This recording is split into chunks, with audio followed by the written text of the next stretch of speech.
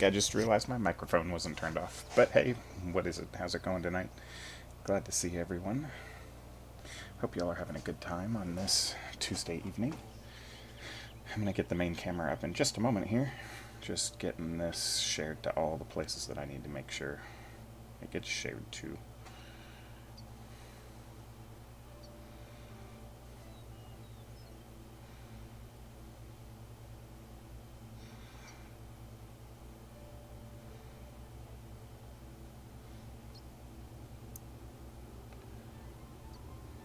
If you're watching, feel free to comment in the chat. Like I said, I'll get to painting these guys in just a minute. Waiting on some primer to dry anyways, and we will, like I said, we'll get going here in just a moment.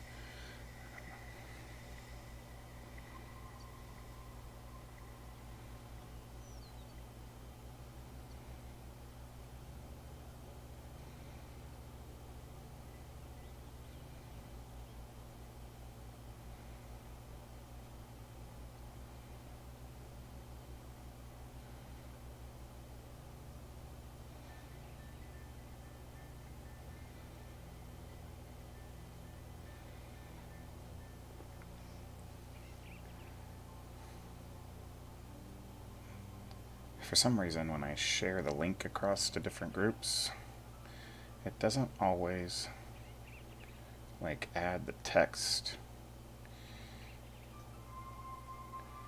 that it should. I don't know why, but whatever.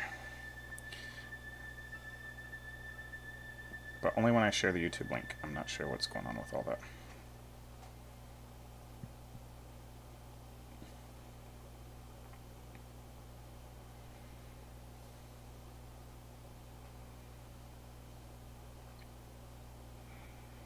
So I'm just, like I said, just getting the link out there for people that may be interested in watching.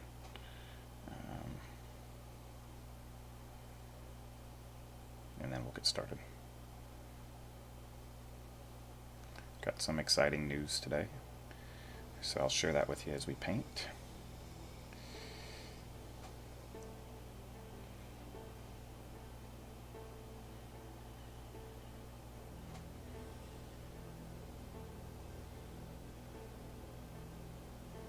Alrighty, I think we're all good to go here. So, welcome to the stream, everyone. Like I said, glad to have you. Hope you're enjoying your evening. Let me get this main screen transitioned over, and we'll just go ahead and get that exciting news out of the way. You may notice up in the upper left-hand corner of the screen there, upper right-hand corner of the screen there, right about above my finger, a little Army Painter logo. It is official. I spoke with Army Painter some more today, and they are going to begin sponsoring me as a painter, so I'm excited to hear that. As you know, if you've been watching any of my streams, I use almost all Army Painter paints. And lately I've been using all Army Painter paints, so really excited to continue doing that. As always, when I'm through with this video, I'll update the description on here with all of the paint colors that we used for the miniatures that we paint today. I'm thinking we'll be able to knock out 2, maybe 3 of these dungeon doggies tonight, and probably finish up the others tomorrow off stream, just because Wednesday nights is my RPG gaming night, and it's done via computer, so I can paint while we play, but I cannot stream while I play that game. So, alright. Other exciting news today, as most of you know, it's Amazon Prime Day. With that, they had an awesome deal on another webcam, so I'm going to get, I'm going to have a palette cam set up here soon. So I'll probably about right here in the corner, probably put a little box, and it'll have a picture of my palette as we're painting, so I'm excited for that. Hope you guys are too. Maybe that'll help show, some of the different consistency things that were going on that I'm doing as I'm painting. I can show you some paint mixes. I can show you some other stuff. So, all right. As I said, we've got this Dungeon Doggies miniatures. We have 6 of them left. I think we'll probably paint Flint, the Blue Heel Ranger, on camera today. We'll probably do him. We'll probably work on that and the Beagle Barbarian. I'm thinking those are the two that we'll focus on for now, and if we get to another one, before it gets too late, we get to another one. So we're going to start with Flint, the blue heel, or Flint, the blue heel ranger. So rangers, we're going to have some real earthy green tones. I need to pull up a picture of a blue heel so that I can reference that for the skin tones and stuff, or the fur tones and stuff. And perfect. Alrighty. Whew, so some nice blue grays here. Some light tans, and maybe a little bit of white. And then I think that'll do for the colors that we got going on here. And then for the ranger colors, we're going to do, of course, some leather browns and some nice greens on there. So what do you say we go ahead and get started and see where we end up? So first things first, we're going to get started with our fur tones. And I really need a good steel gray, like a blue steel gray. You know, I bet with a wash that this fog gray would probably look real good on this. So, yeah, I think we're going to go with that.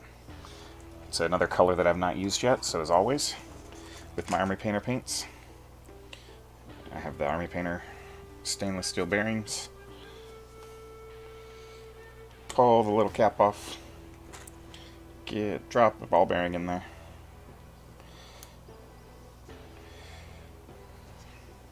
Screw my lid back on and give it a shake. A lot of shake, not a little bit. It does take quite a bit.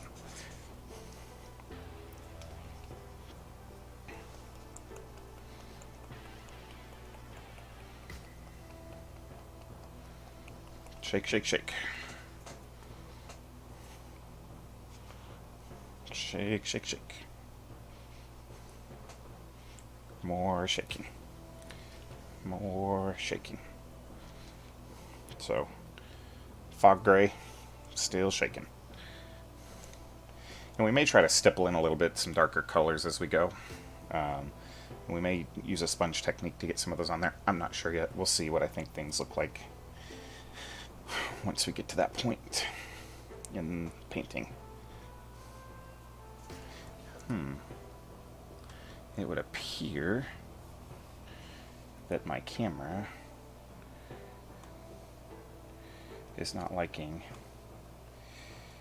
my computer today. My computer's not liking my camera today, so let's see if I can lighten up the CPU load for it just a touch.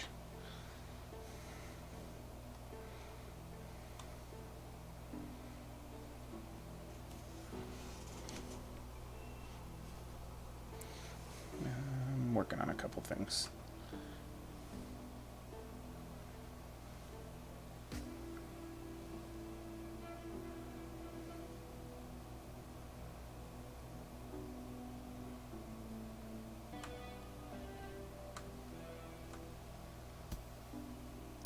Like I said, working on getting this stream to be a little bit less choppy, because it does appear a little bit choppy.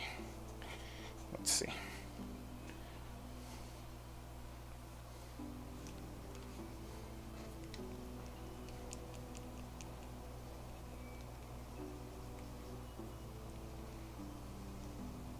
Hopefully it is looking better for y'all.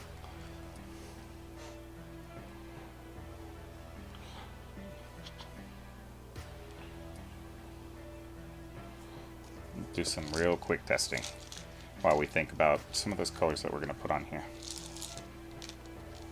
What you hear probably with me moving the paint bottle is there's rocks inside of this to give it just a little bit of heft.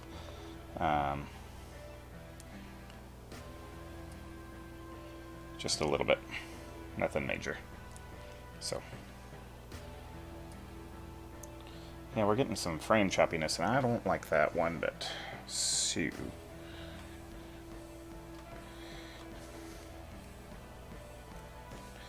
let's see what's going on here.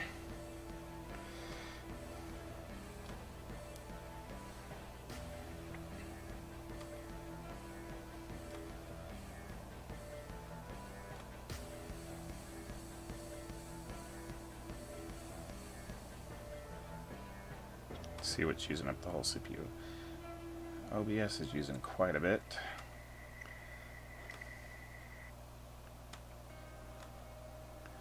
Let's play with some, see if I can play with a little bit of settings real quick.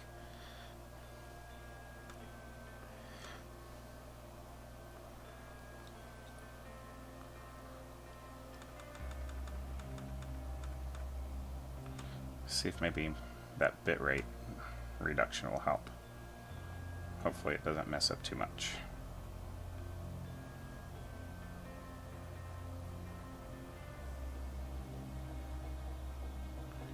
I'm very sorry, everyone. I didn't have this issue that I noticed on the other streams, but I may not have noticed it. So if I was having this issue on other videos, I do apologize greatly.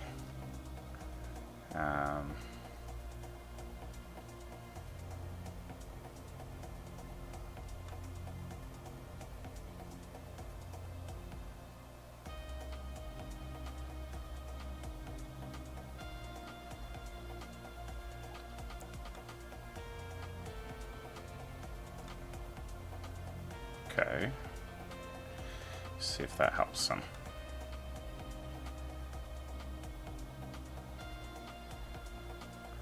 I'm getting an odd message about error overloading and encoding overload.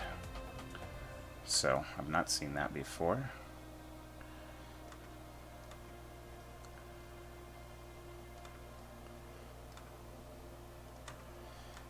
Video.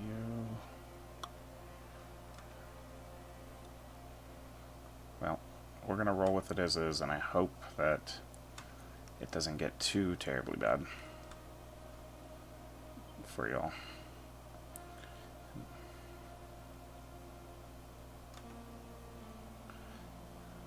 And we'll roll with it from there, hopefully. Like I said, hopefully it's not awful. Alright, so fog gray. It's really a light blue. Part of that sponsorship that, like I said, the Army Painter is helping me out with is should have some new brushes coming in. I've used the Army Painter brushes in the past. As you can well see, my this is a regiment brush, is well worn, very well worn. I've worn the heck out of it, so I hope that the new ones are just as great, and I'm sure they will be, as the other ones that I've had in the past. So, alright, so first things first, we're going to cover this whole face with this blue tone. Well, it's really a gray blue, fog gray. So, paint the whole face. We're going to paint the tail and some of these leg areas.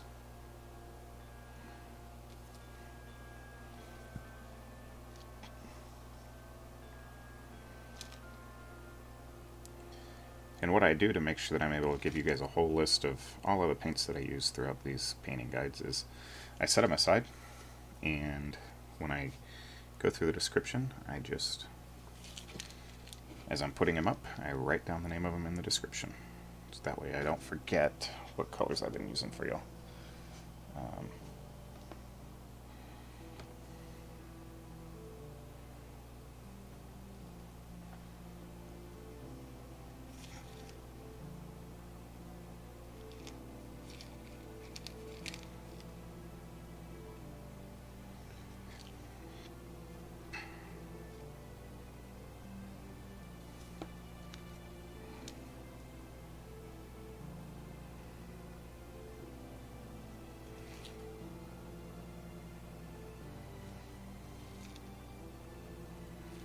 Really like this little blue-gray.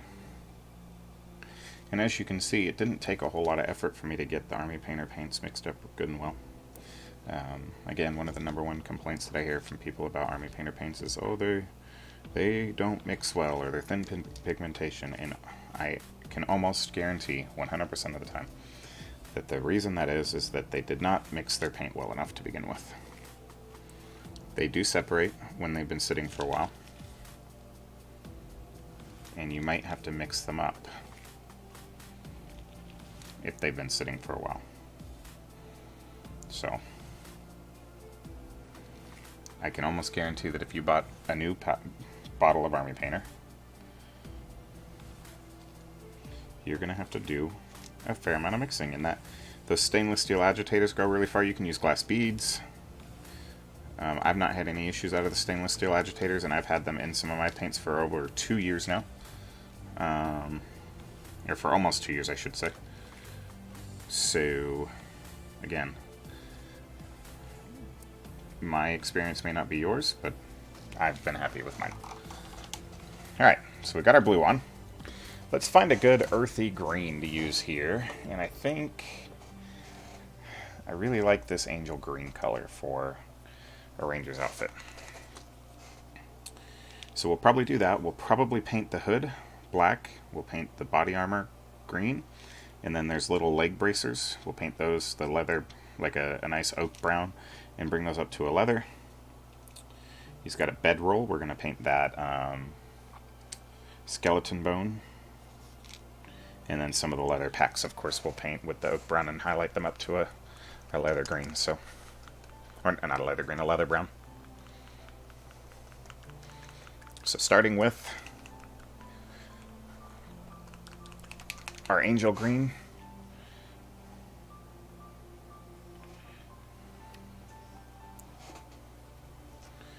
Get our paints nice and wet. I do find that you can thin these Army Painter paints down pretty well and not have too much performance issues with them. They do require a couple coats, but again, you don't lose as much detail that way, so I'd recommend going and not trying to put them on too thick.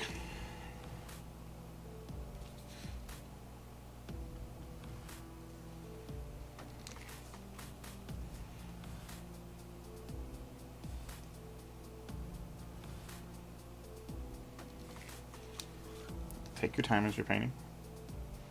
As you get more practice, you'll be able to just kind of eyeball where things are and work a little more rapidly.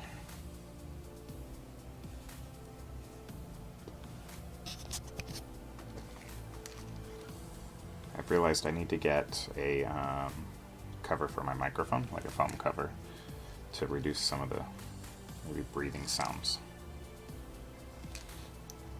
All I'm using is a gaming headset for now. I put enough money into my streaming setup right now that any other purchases outside of the camera I ordered on Prime Day is going to have to wait just a little bit. At least till after Gen Con. And after I get a few more commissions out the door. Or else there's potential that my wife kills me. And then I wouldn't be making any videos for you. So.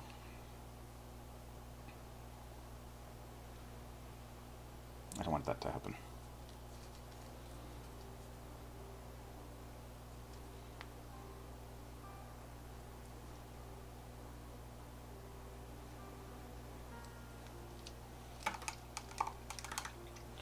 All right.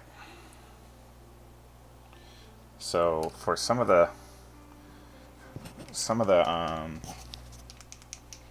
brown colors on this blue healer, I'm going to use fur brown, rightfully so.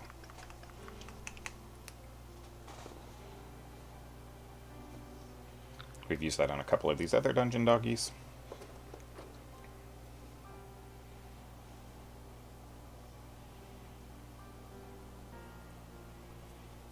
And we're going to get all the little paws here.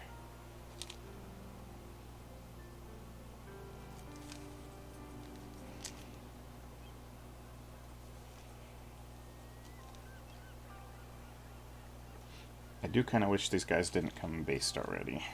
I don't typically like painting with miniatures on their base, but I'm not doing any fancy basing on these guys, just painting the bases black. They're for display. That's what the customer wanted them for. So they don't need pretty basing necessarily. Alright. The nice things about dogs is you just have to get their markings in a generally in the correct area. And it doesn't have to be perfect because they're dogs. And they're not gonna be perfect.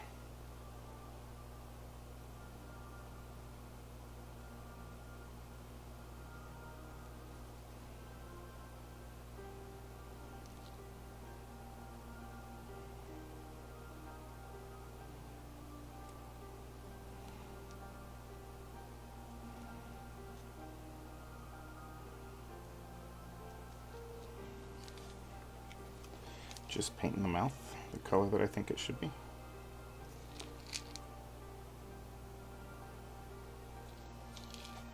I closed my picture off of the blue healer,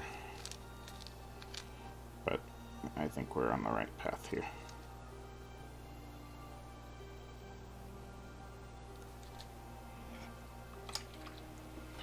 And then Spaceship Exterior. Blue healers have a little, most of the ones that I've seen have a little white mark on their forehead. So we'll go into my Spaceship Exterior with my superfine detail brush, and we're going to do a little bit of a dot right on the forehead. Alright. And we're still waiting on this green to dry enough for us to put a second coat on in some areas, but we can get some of the areas that are dry already.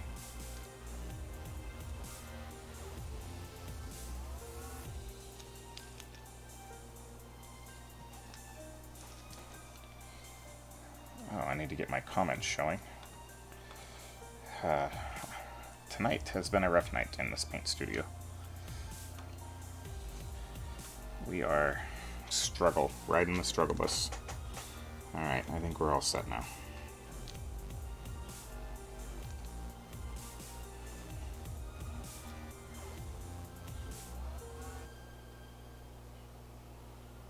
If you're a subscriber, I appreciate you. Please feel free to like the videos as they come out. Also, I love to get your feedback. If you would leave me some comments on some of my videos or things that you think you would like to see painted, I will look into what it would take for me to make that happen. I have some Kingdom Death monster miniatures coming soon-ish. Well, not coming, I have them. I'm going to paint them eventually. My paint schedule is fairly set until Gen Con. As much as I want to paint some other things sometimes, Gen Con really is kind of where I'm at. So, yeah. After Gen Con, it frees up a little bit more on some fronts, but some others I still am going to be pretty busy. Alright. For the hood that he's wearing, we're going to go into some Necromancer's Cloak. I already have some on my paint palette, so I don't need to get some out, but that's the color we're going to use there.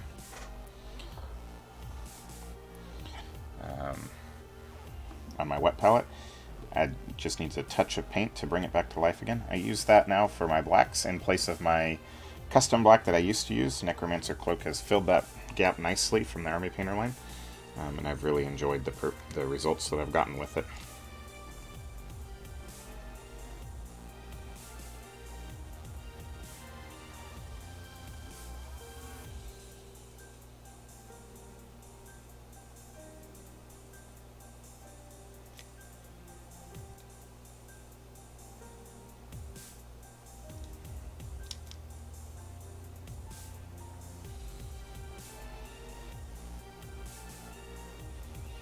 So I was super ecstatic to be in talks with Army Painter today and officially get their stamp of approval on what I'm doing.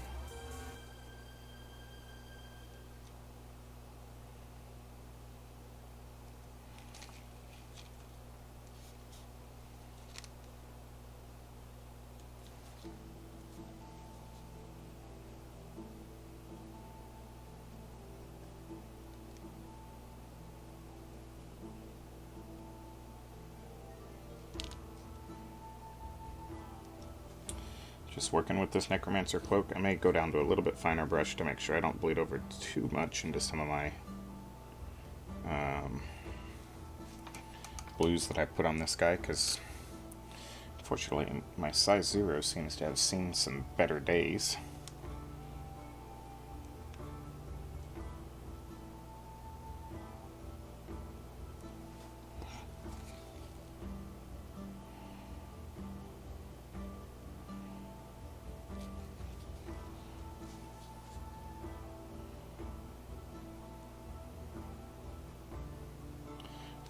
These dungeon doggies are quick and easy. I mean, they're quick and they're a fun paint job, and they're easy to get looking nice.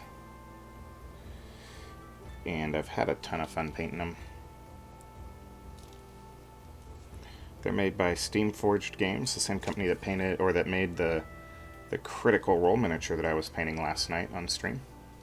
If you didn't get a chance to see that, you can go back. We painted that guy purely with Army Painter paints as well.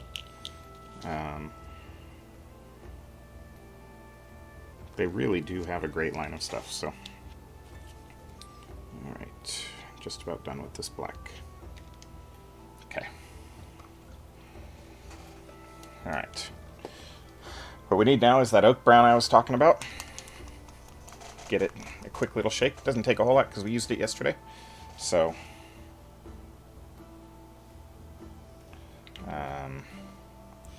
Oh, I have an idea.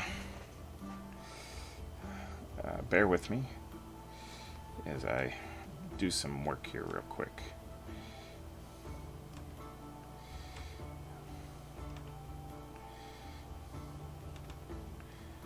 And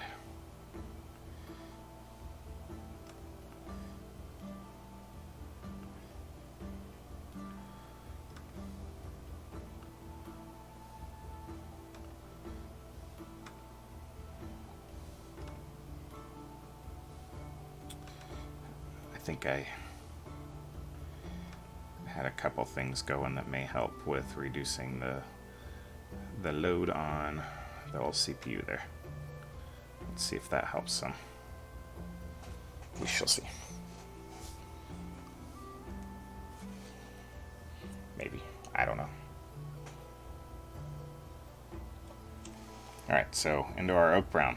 A little bit of water on the brush. Thin it down. A good way to test if your paints are thin enough is to run it across the back of your thumb. And so it should feel kind of watery and not too thick. That's typically how I test whether or not my paints are thin enough if I need to. And once you've practiced enough, you kind of just get a feel for when your paints are done, or when they're, when they're watered or thinned down enough. I just use straight water. There's no, for me, there's not been any magic elixirs or whatever you want to call it to thinning paints. I know everybody has their own methods of Windex and rubbing alcohol and everything. I find that my paints thin down just fine with good old quality H2O.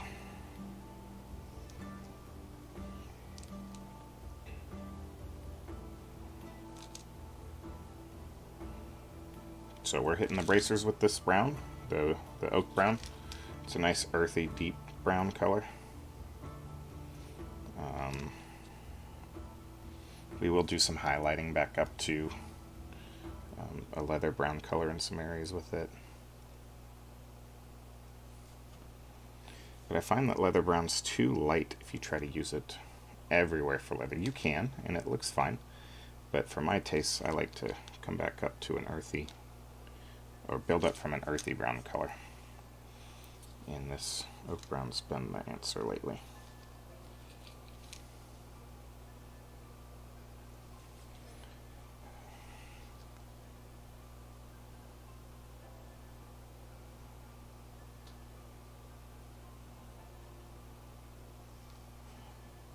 If you're catching this stream recorded, I appreciate you stopping by. If you like what you see, there's other videos in different playlists. If you are a Star Wars Legion player, we've got a few paint guides there, including the much feared Stormtroopers. I show you a real easy way that I do my Stormtroopers. I am able to take a squad of paint Stormtroopers, 7 of them, from start to finish in less than 2.5 hours. It may be even shorter than that. I'm not sure. And I wasn't painting particularly quick while doing it. Are they perfect stormtroopers? I think they're great.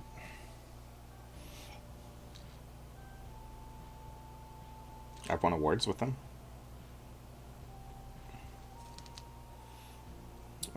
There's a Bosk painting on there. Two of them. One of them is an old Facebook live video that I uploaded that is not in as good a quality. If you would like the higher quality where I paint two Bosk miniatures, one of each pose on stream, find the one that's titled Star Wars Legion Bosk Live Paint Guide. That's the one I would recommend. They're both great, but I would recommend that Star Wars Legion one. It's much higher quality.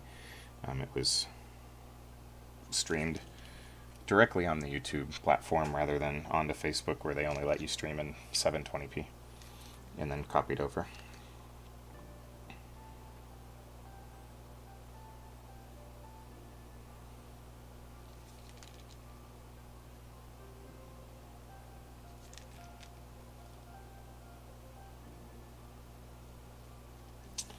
Alright, we need to get his collar here.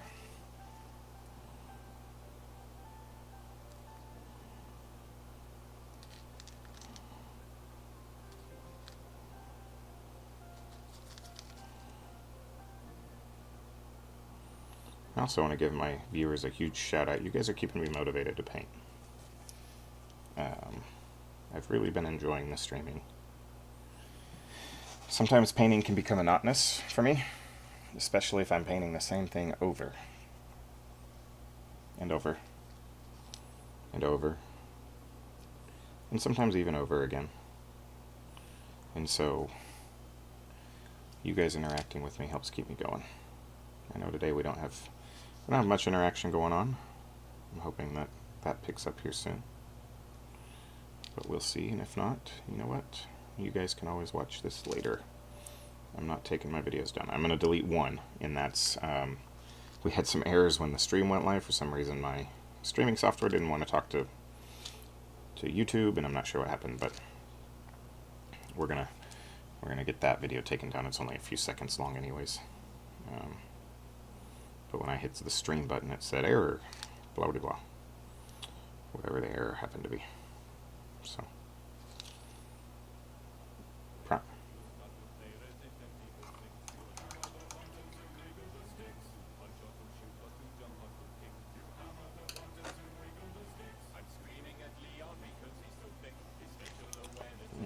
not sure what this music is.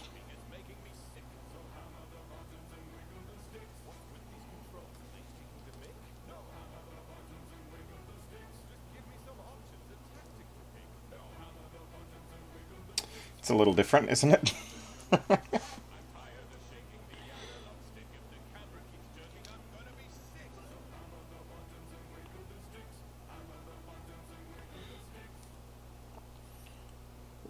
Alrighty then. That was special.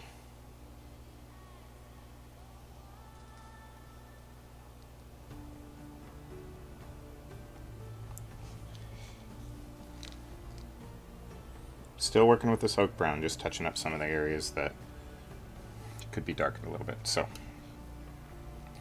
what I'm actually going to do is I'm going to go into my Necromancer Cloak here and pull a little bit of it out and take some of my fog gray and mix about a 2-to-1 fog gray to Necromancer Cloak.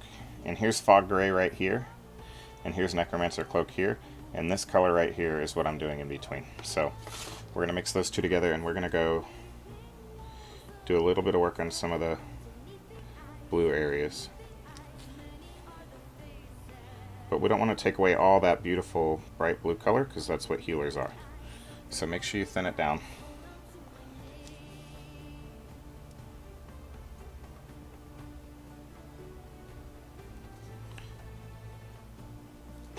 And when we wash it, it will blend it all nicely together, I promise. But make sure you leave some of that fog gray there, that blue fog gray.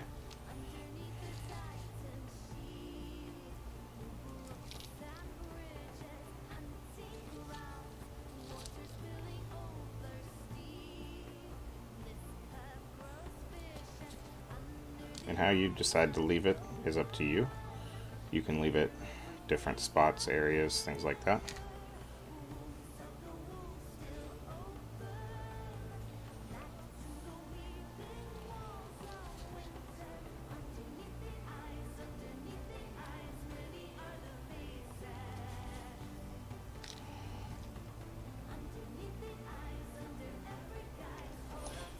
I was real happy with how that Orly, or Really, or whatever his name is, miniature turned out last night.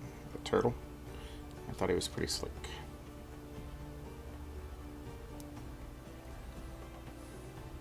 That's the other thing that my viewers are doing, is pushing me to be a better painter, just across the board, so that I can show you guys new tools and techniques and things that I've been learning. So, because I would love to be able to show you all the little tools and tricks of my trade that I've picked up over the years. Alright, here's where we're at so far.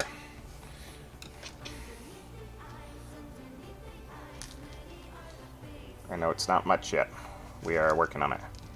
We've still got some stuff to do. So, skeleton bone. I don't need to squeeze it out of the bottle. I've got some on my paint palette from last night. That's the other nice thing about this wet palette, is it keeps everything nice and moist. I know people don't like that word, but it keeps everything nice and wet. And the paints, while they may appear to be somewhat dried, just a touch of water will bring them right back to a nice consistency that you can paint with. So,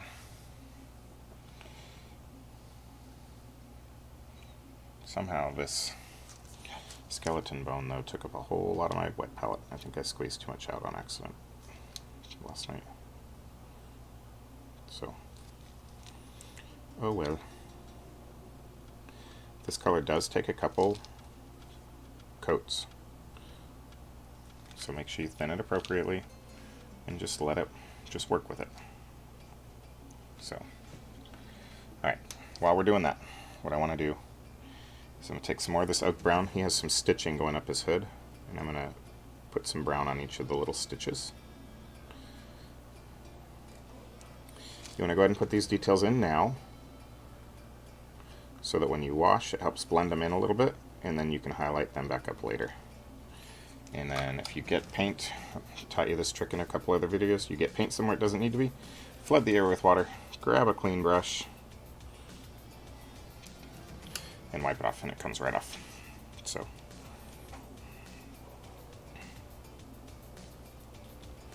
let's see here. Alright. There's a couple feathers right here on his chest, and we're going to paint those Spaceship Exterior gray. So, feather one. And we may come in later and add some nice blues or purples onto that, those feathers, here in a little bit, once this dries. But good white colors on there. He's obviously displaying something he's proud of.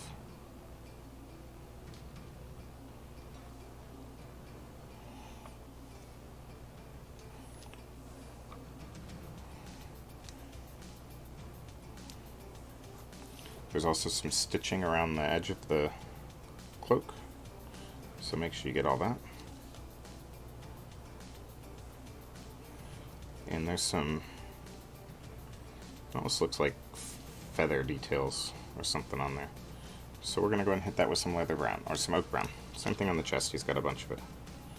Doesn't have to be perfect, because when we wash it, it'll help blend some of it together. And our highlight will help cover some of it up later. So, there's that. Some back here on the back of the neck also. And back into our angel green, because I had a boo-boo on one area, and I know normally we wait to cover up boo-boos here, but this was a very large boo-boo, so we're going to go ahead and take care of it. Had some of our brown bleed into our green. So, back to the oak brown. We're going to darken up this leather piece that runs down his chest. And touch up a couple things. Alright. So last night we we took this greedy gold color that was mixed with some gunmetal, and we made a real patinaed gunmetal, or gold color. We're going to do that again. So about 50-50 gunmetal to gold. And he's got a pendant right around his neck that I want to make that color.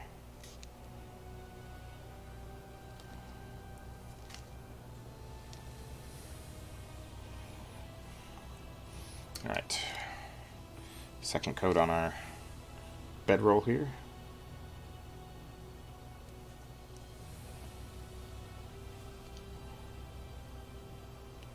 Ooh, gross. A little bit thick on the paint there. But we're okay, we're working with it. Here's where we're at so far. So one other thing is we're going to go into some pure Necromancer Cloak. And he's got his mouth open down here. We're going to paint that. And paint his nose black. Don't forget that on the dogs. It makes them look unnatural if you don't. Or whatever the color is appropriate for the breed of dog that you are painting.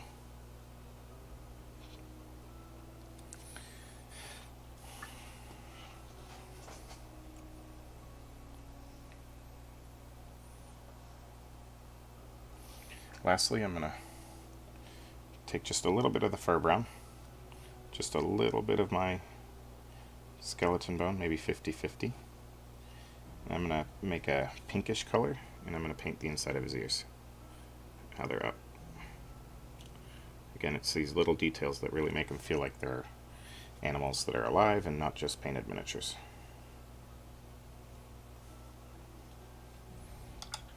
So, and then grab some Spaceship Exterior and try to paint the eyes real quick.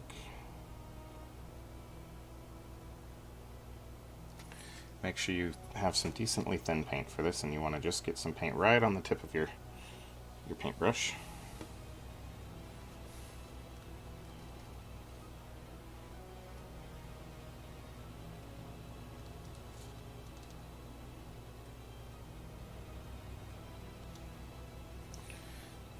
And then last but not least, into my Necromancer Cloak.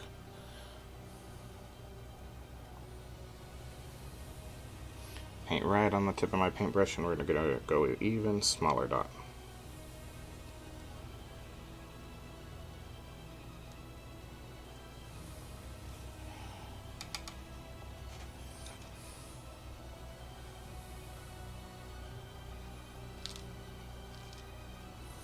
Alright.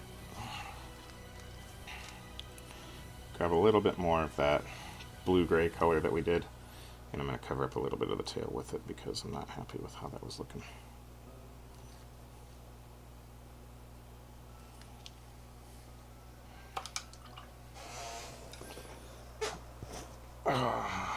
Quick paint break.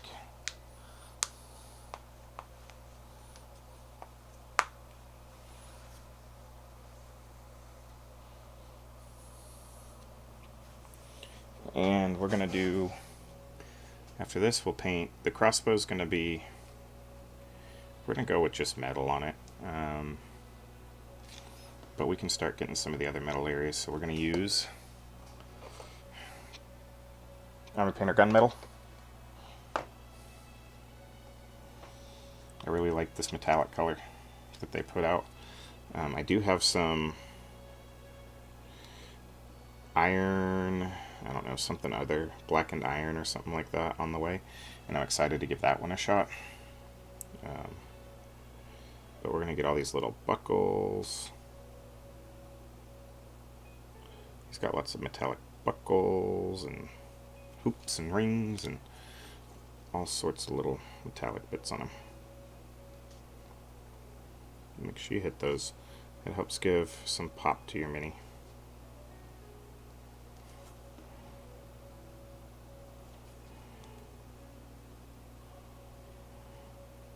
Your metallic paints need to be thinned out too, so don't forget to do that. I know they tend to look thinner out of the bottle than the other paints, but they still need a little bit of thinning. Otherwise they don't apply well.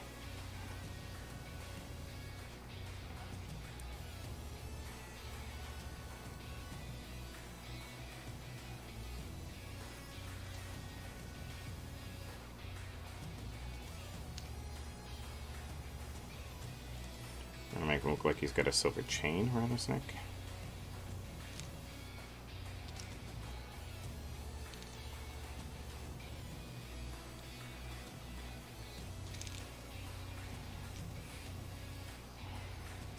Alright. Missed a stitch on his uniform or his outfit. Seems to have quite a bit of that going on, so.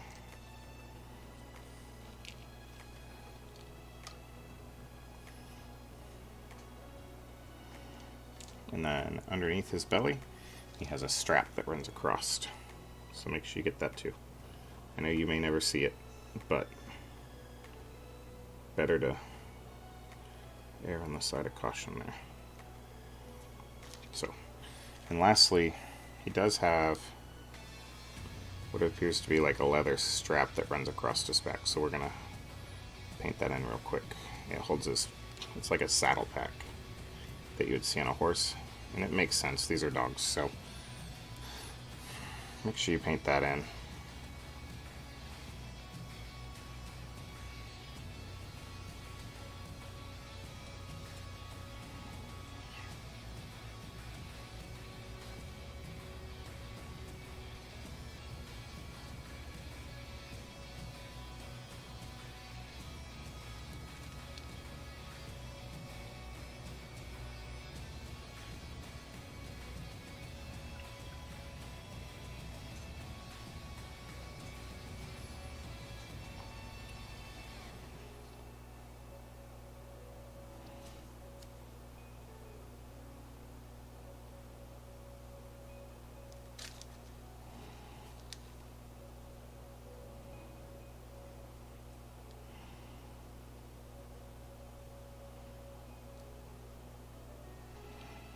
Just doing some blue touching up, trying to make this look a little more fur-like.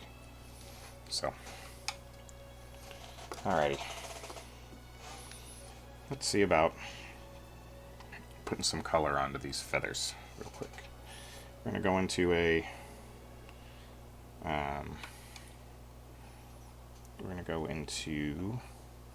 a little bit of crystal blue, and we're going to do a little bit of a pattern here on this one. Gotta remember, these are fantasy feathers. I mean, they can be blue. Nice, pretty blue color. We're gonna go into some of our Necromancer Cloak. We're gonna do a black feather. We'll probably do another blue feather right next to it after that. But we'll go into the crystal blue again.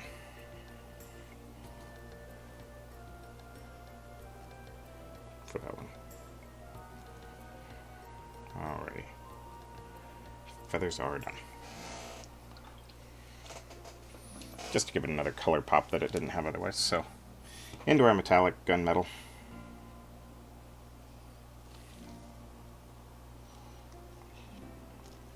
And pick out the crossbow.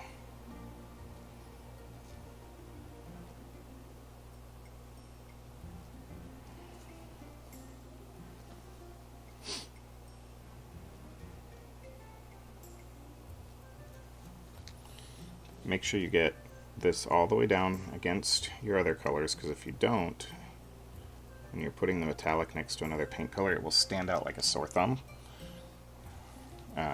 The areas that you missed, so. And it's the same thing if you go over too far, so this is a color you do have to be a little bit careful with. I mean, as always, take your time in general, but working with metallics takes a little bit extra precision and care. So I'm using my fine tip brush for this one, of course. if you have, mostly because my other brushes don't have a very fine point on it like this one, but if you have a brush that has a really nice fine tip point on it, you could probably use a little larger brush than I'm using. And what that would help with is help prevent you from going back into your paint palette so often, and help paint from drying on your brush as often.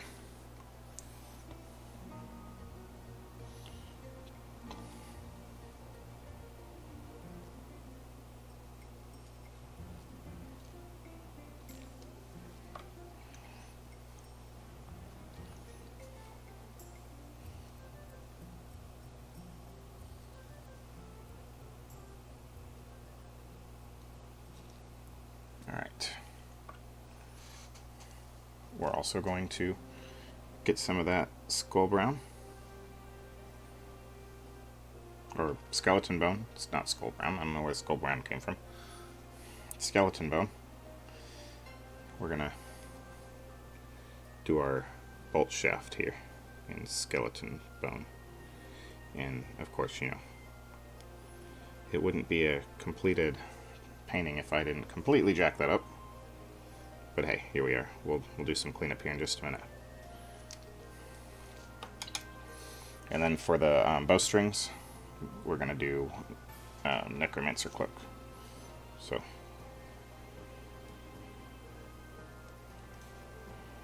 paint those Necromancer Cloak. Make them look steel-like.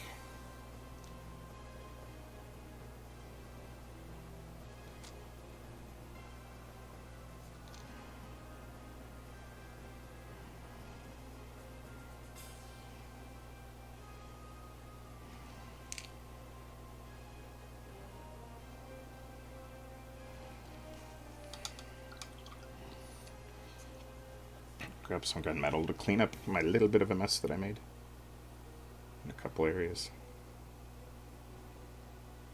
Alright.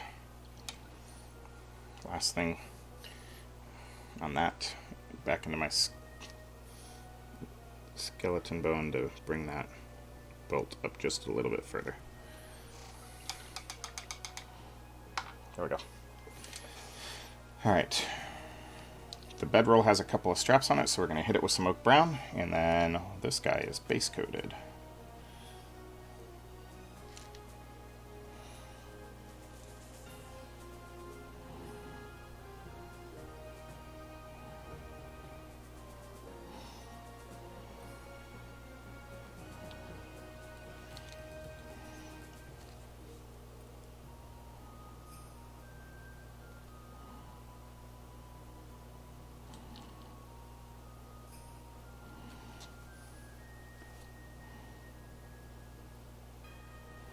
Or, you know, I'll blob it on somewhere where it's not supposed to be and have to go back and touch it up. Good job. Cool. Skeleton bone, and it was in a place where I couldn't just flood it with paint or with water, so sometimes you just gotta let it ride and cover it up.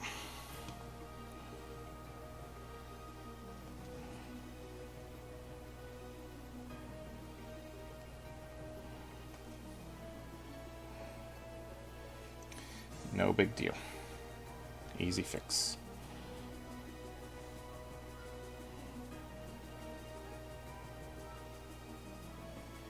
Sometimes you'll see me slide my finger up the barrel right here, and what I've done is when I cleaned off my paintbrush, I missed getting all the water off that barrel, and I don't want it to flow down onto the brush. So while that's going, while he's drying, let me double check for any obvious missteps.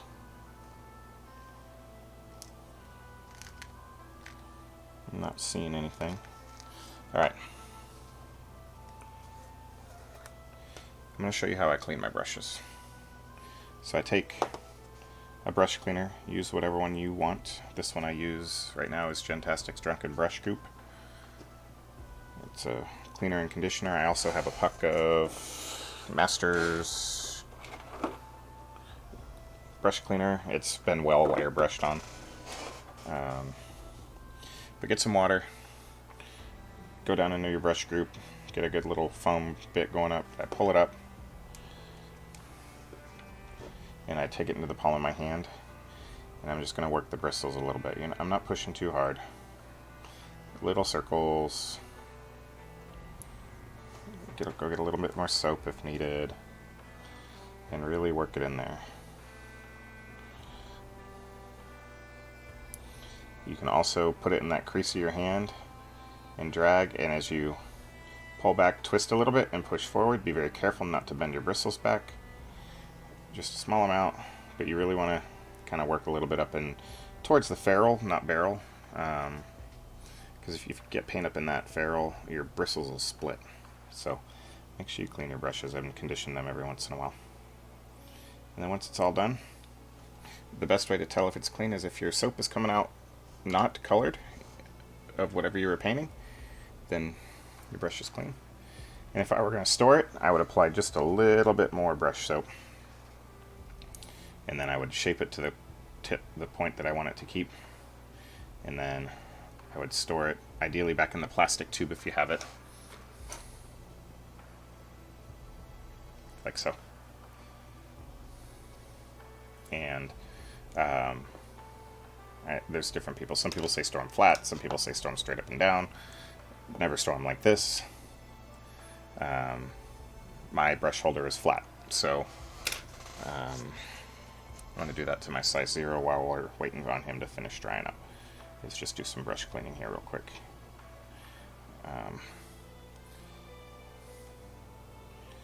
And really work up a lather down there.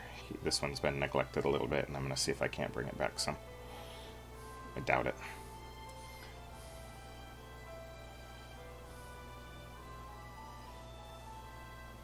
But this Gentastic brush soap works well.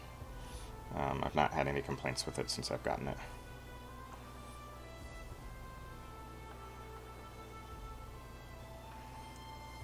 Alright. I can already see some flicks of paint coming off in there, which is good. That means it's getting it out of the bristles and not going to be in my ferrule. So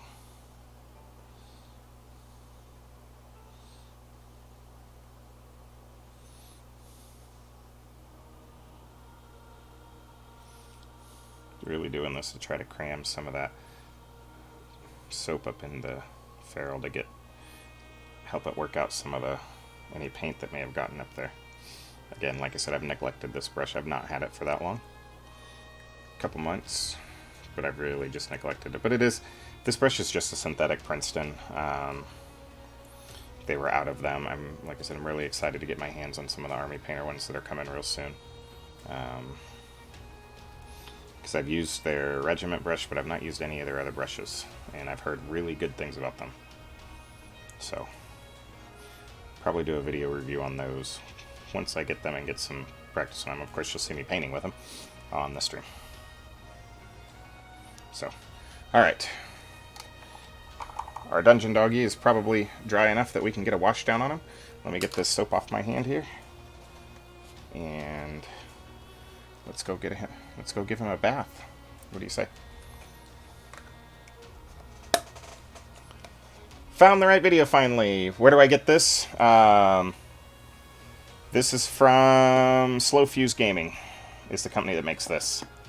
I want to say it was like $6 to $8 for a puck, but don't quote me on that.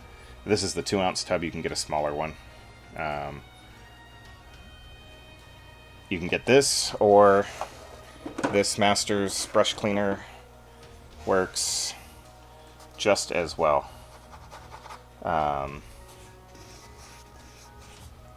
And this you can get at any hobby store. This one's well used also, as you can see. Unfortunately, I've left the lid off, and so it really needs to be replaced. They dry out if you do that, so don't leave the lids off.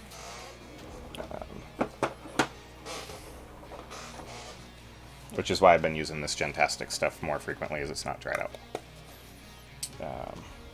Yeah, one of my... Like I said, Facebook did some goofy stuff, so... in fact, while I'm waiting real quick, let me see if I can pull that other video down yet.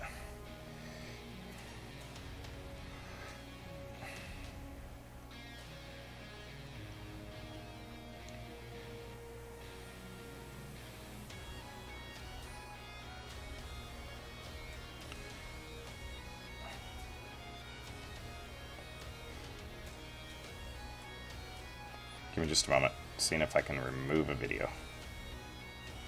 Delete. Problem solved. It's no longer on my video playlist, that other video. So.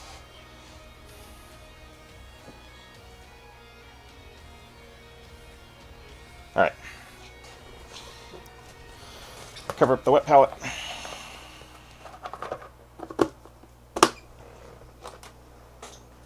Get my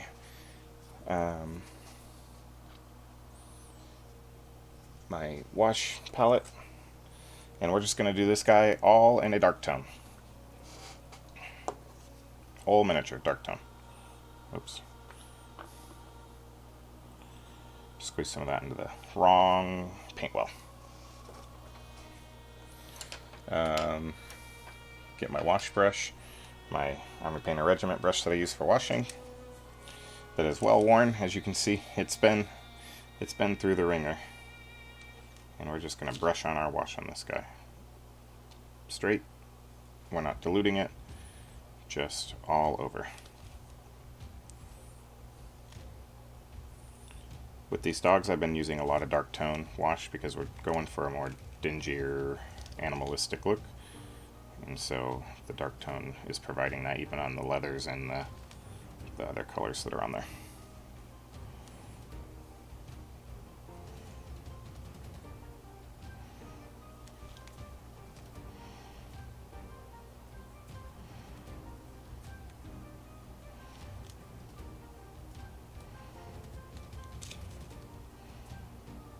Go and pick off some of the areas that it's pooled where I don't want it to before finishing up some of the other areas.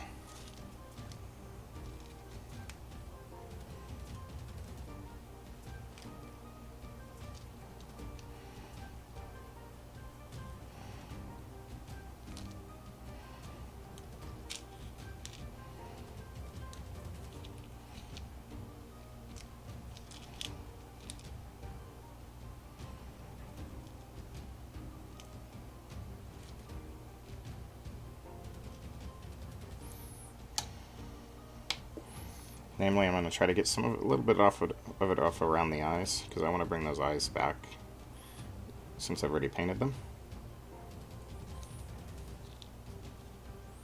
And out from in the ears, because those areas shouldn't be as dark as they're coming out. So, alright, so while he's drying, let's look at our, I said beagle, right? But I think we're going to actually do the Mastiff.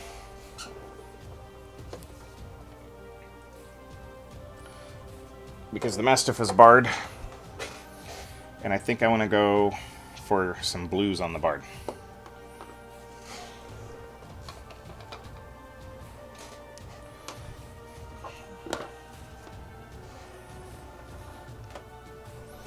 And there's this blue that I used last night that I think is going to be perfect for this barred, and that's a Griffon Blue.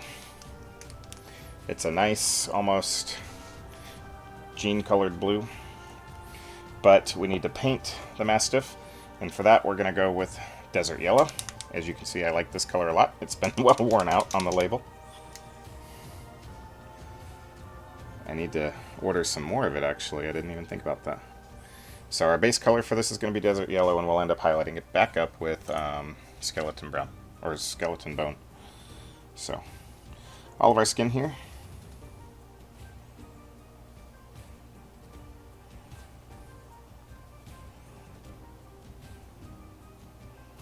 This is a Mastiff, so they tend to be browns with some black facial expressions. Easy dog to paint, color-wise. Nothing too super fancy. Not as much as that healer was.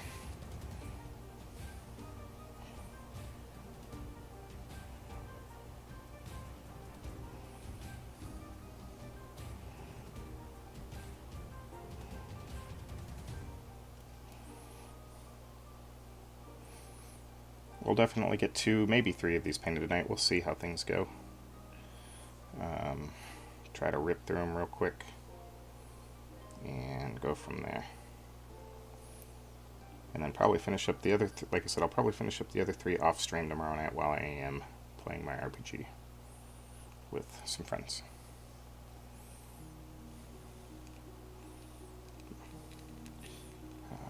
The joy of pre-based miniatures is trying to get the areas in between their legs, so honestly, I don't worry too much about getting it looking perfect in areas that you can't see very well. It's going to be shaded. You can't see it a whole lot, so...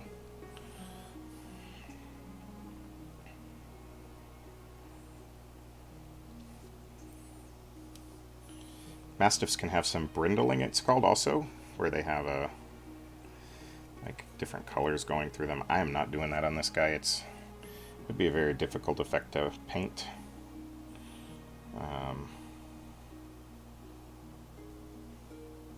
So I'm not doing it.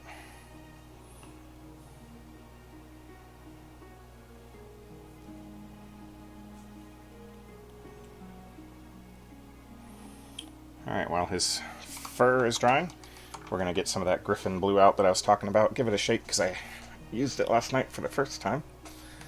And even though I have some out on my wet palette, I used a lot of it last night, so I'm going to squeeze out just a little bit. And if you're trying to save money on your paints, you're better off squeezing out less than you need, and then adding more later. Otherwise you waste a lot. So, beautiful. I like this blue a whole lot. It's not a too strong of a blue.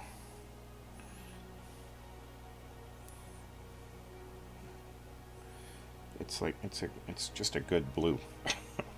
I don't know how else to say it. And I missed his tail, so we'll have to go back and get that.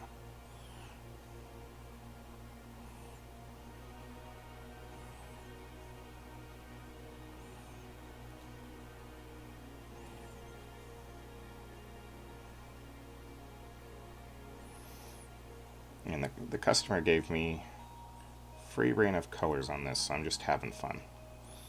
I really enjoy when my customers trust me with my paint colors, but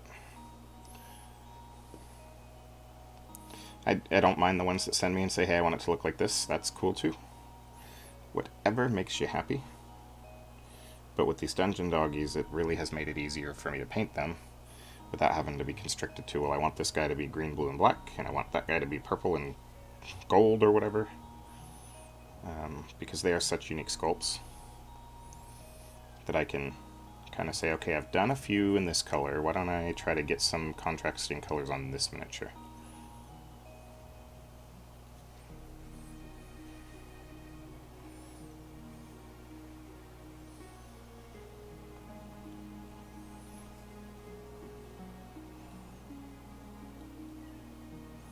He's got a... Sorry. He's a bard, right? And I don't know if you can see it very well. Let's see if I can get it in focus. Come on, come on. Right there around his neck, he has a kazoo.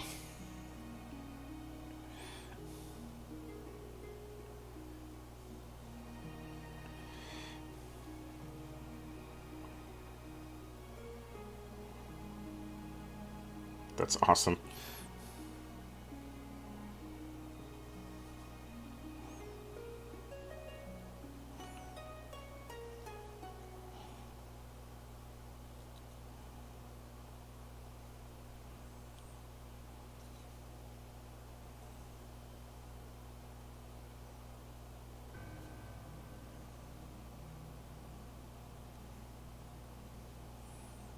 And we're just going all blue on this guy.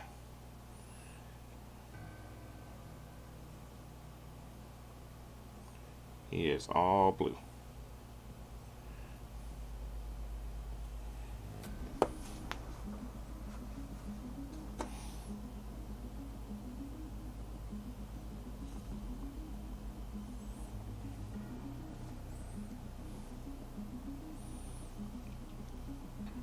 Alright, second coat on some of the blue that's dry already. Again, you don't want to go back and coat too quickly. If it's not dry, what you'll do is you'll end up pulling up the paint, and you'll leave some really streaky brush strokes. So if you're not 100% confident that it's dry, just leave it be for a little bit longer. You won't hurt it by letting it sit longer. Just take a little bit longer.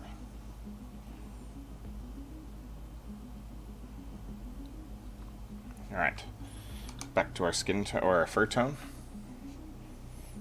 of that desert yellow for the base.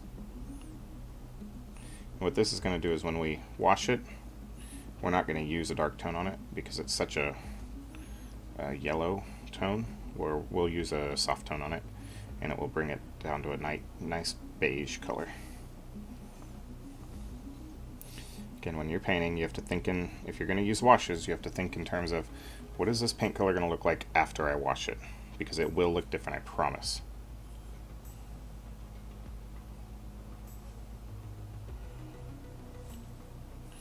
And I wish there was an easy way for me to tell you what a paint color would look like after you wash it, but there's not. It just, you got to practice and get in there and get paint on miniatures. So that's the only way I have found to be somewhat certain of what a paint color will look like once you've added an ink to it. Alright. Let's get his tail while I'm thinking about it, before I forget again.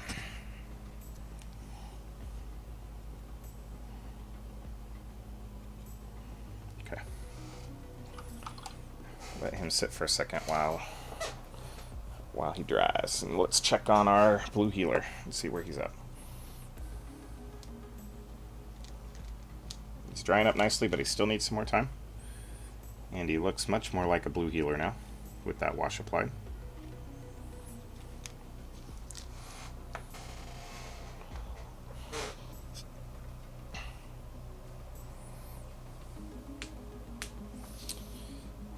And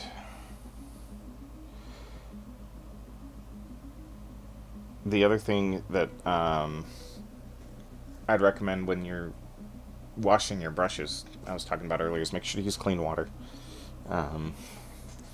If you find your brushes get too gunked up, there's another product that I use to clean them.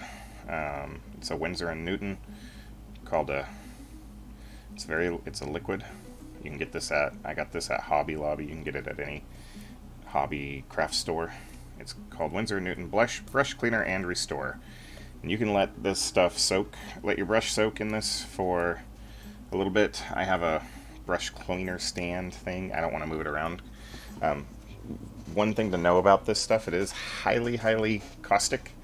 It says non-hazardous, biodegradable. If you spill this on something, plastic, it will dissolve it. So, it says for dry acrylic you need to let it soak for hours. So what I'd recommend is finding a way to mount your brush upside down. I have this little brush stand thing. I dug it out anyways. As you can see, I have some of it poured in there already. And what I can do is I can take, let's get one of my brushes that I'm not using right now. I can take one of my brushes, hang it upside down in here so that it doesn't rest on the bristles.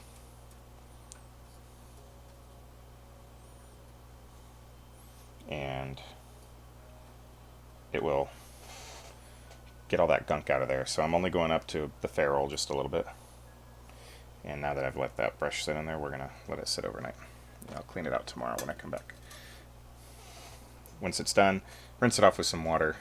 Take some of your brush goop here, run it through there real quick, get it reconditioned back up. I have brought some pretty ratty brushes back from the brink with that stuff. So it can be done.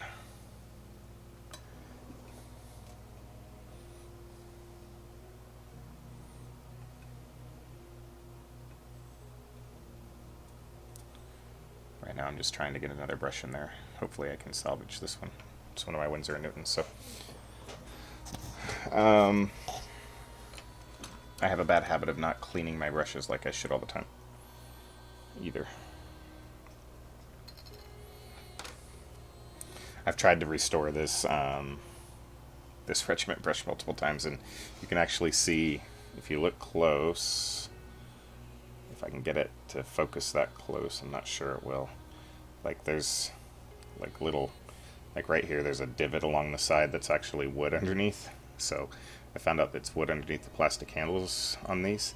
That's where I got some of that brush cleaner up onto the plastic handle of this. It is highly, like I said, highly caustic. I had some in a cup, and my daughter spilled the cup and got it on the wall. It ate the paint right off the wall. So don't get it anywhere you don't want it. I promise you, you won't like the results of what happens.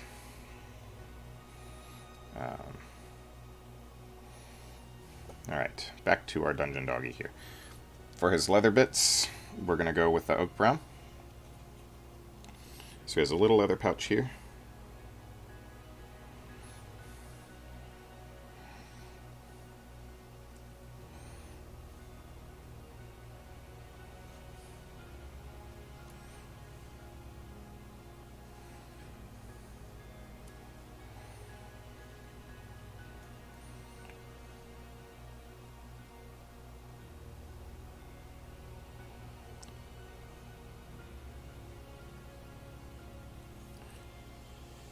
Like I said, Dan, I am hard on brushes myself, so don't feel bad.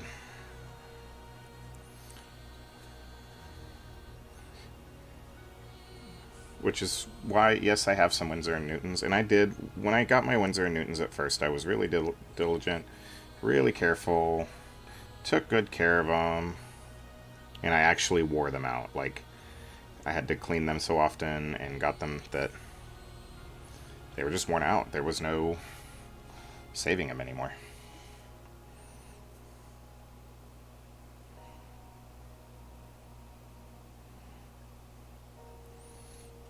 And it made me sad, so I went to buy more. And as I've told us in the story in another stream, the store that I went to didn't have any more of the sizes that I wanted. They had a 2, so I bought a 2.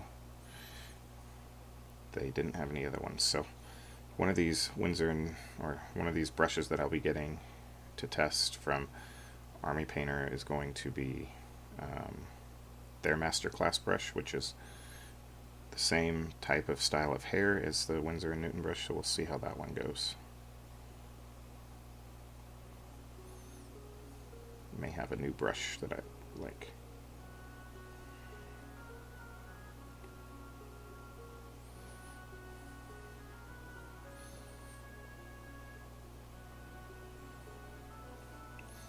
What projects are you all working on? I'd love to see pictures if you want to share pictures of what you're sharing. We have a Facebook group if you want to find it called Miniature Paint and Show and Share. That is run by myself over at Jagged Brush Studios, and Dan Wolf Games is one of our admins over there, and we've got some other painters that are helping out run that group, and we post our stuff on there, and we would love for you to join and post yours. It's a small but growing group. You can always find everything that we post on that group. You can also find everything that I have painted and taken pictures of on my Facebook page, Jagged Brush Studios. I need to put a link in my descriptions. I just thought of that right now, so we'll do that moving forward. You can also find us on Twitter at XXNerfHerderXX.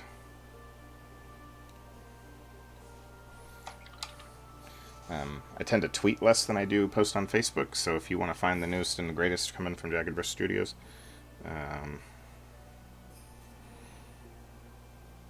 always check Facebook first. And then our streams are over here on YouTube. If you've been following the streams, you heard me say I might be working at a booth at Gen Con. That is not the case anymore. Spoke with them today. They had enough volunteers. They don't need any more assistance than what they have already. And so I am just going to go and enjoy myself for 4 days. Still play Legion. I am taking my son with me now. This will be his first major convention he's been to, and he is stoked. I broke the news to him this afternoon. So, since we have it on our palette, we're going to use the angel green that we used earlier, and that's going to be the color of his kazoo.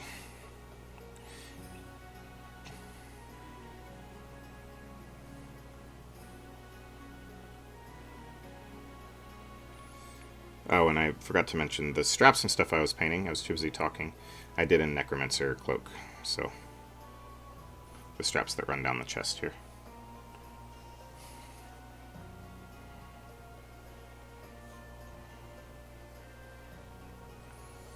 Alrighty.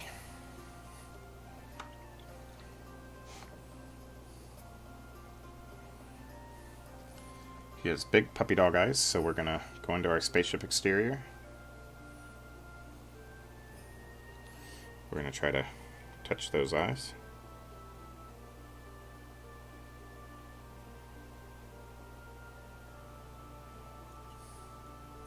Make sure your paint is thinned appropriately before you try that. Mine was not. So it wouldn't apply once I touch my brush to it. Alrighty. They have a big black nose, so we're going to go into our Necromancer Cloak again.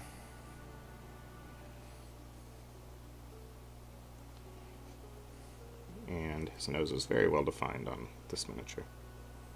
So make sure you hit the whole area.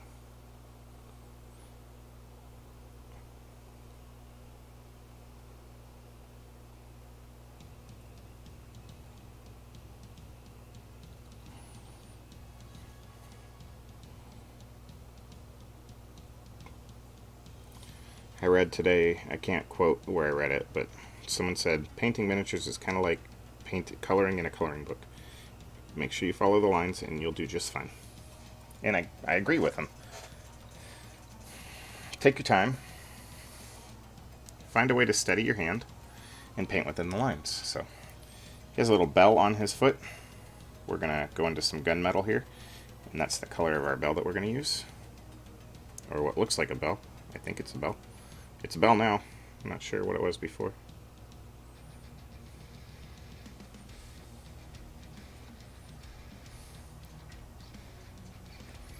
Touch up something that I missed on the oak brown. Okay. This bard's going to be a simplistic paint style. Nothing super fancy. Alright, we're going to go into some of our skeleton bone. And he has a couple of bone details on him. You know, they're dogs, they're going to have dog bones on there. Sometimes my camera has a hard time getting back into focus again. Not sure what's going on with that. So we'll get the one here on his leg.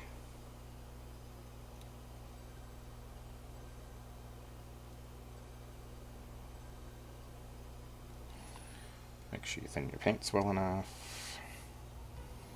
Sometimes I get a little overzealous and work too fast. He has a bone behind the kazoo.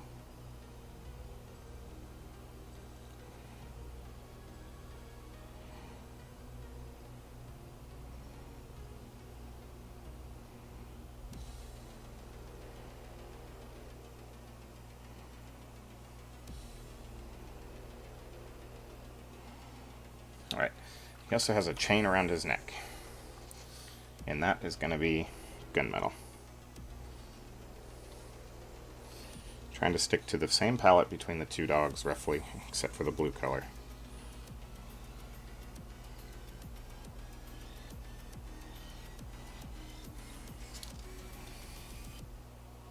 Must have dropped a rock when I was basing last. It was sitting there in the middle of my paint zone. Not sure why I hadn't felt it before then.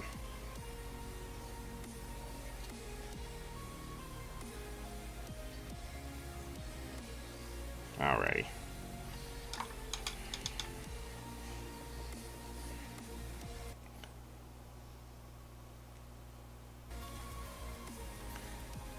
Back into some Necromancer black.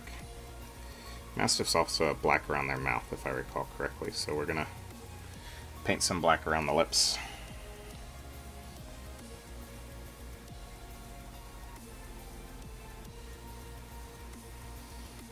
And I think they have a blue-black tongue, if I recall. They actually don't have a pink tongue. I think. I need to double check that.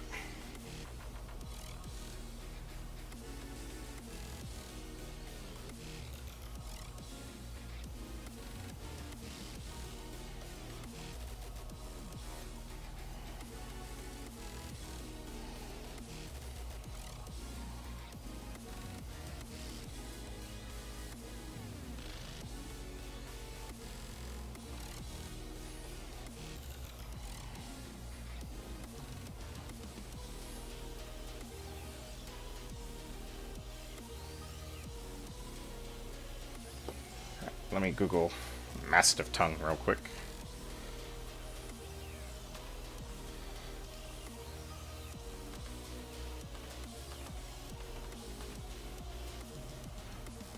Mastiff tongue.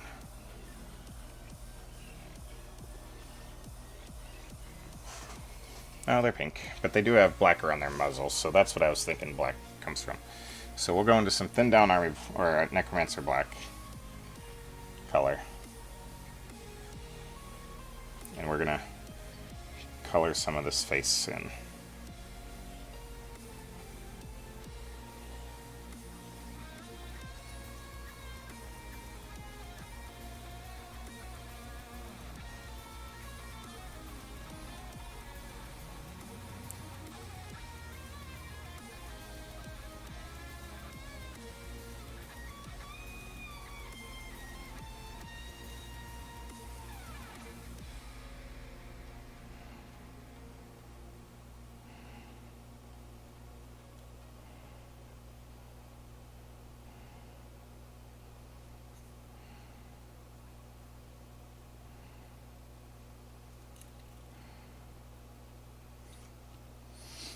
So Necromancer black around the mouth, the muzzle area.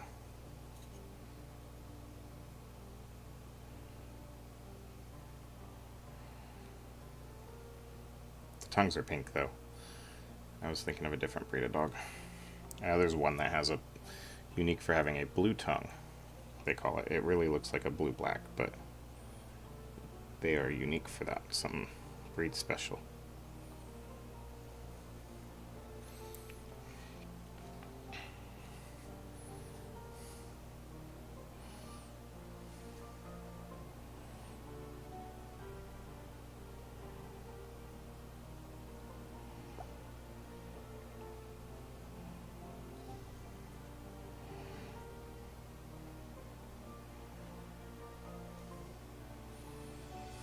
Get my chat open back up. They also have black around their eyes, so they look a little like little black raccoons.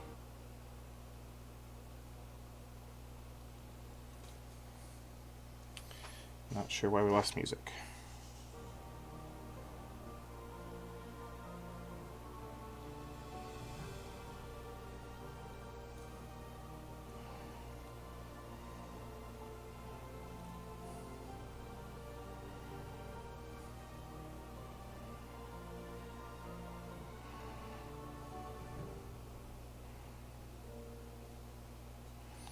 And they have black ears.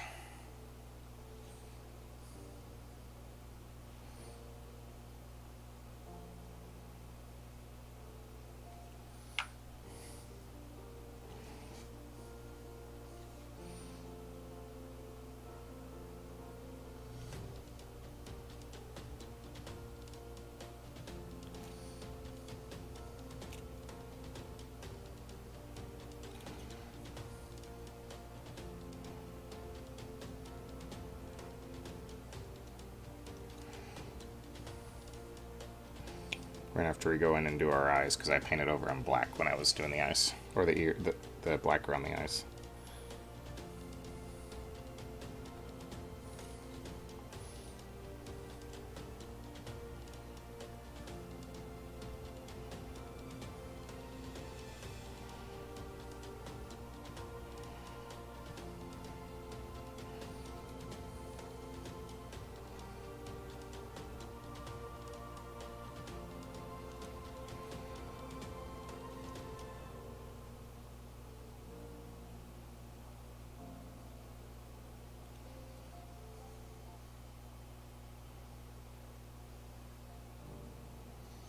There we go.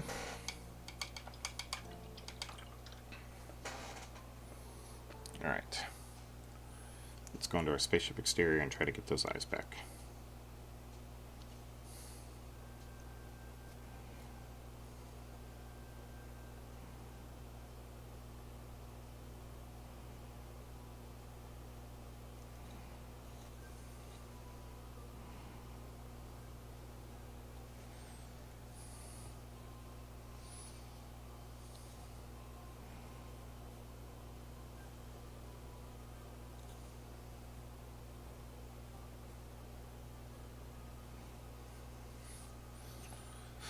Last step is to get some more Necromancer Black and put the pupils.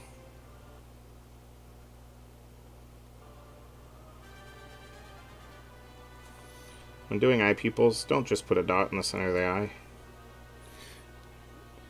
Especially on breeds this small, you can run a line straight, or models this small, you can run a line straight up and down across the pupil. But don't just put a dot in the center of the eye. It makes your guy look like he has seen a ghost. So that goes for any miniatures that you're painting.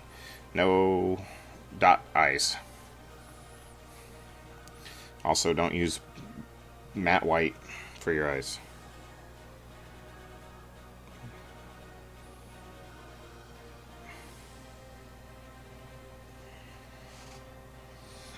And you know what? Let's tie in this black with a little bit lower on him.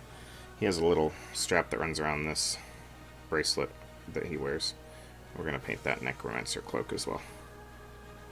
Try to bring some of those colors together.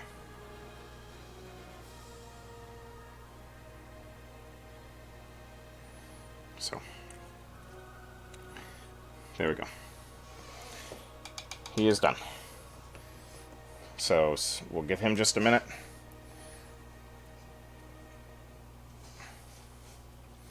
To dry everywhere, and then we'll get a wash going.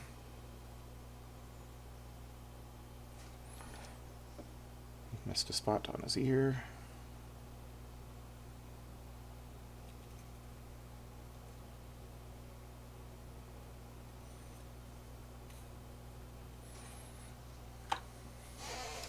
Here's what we look like so far.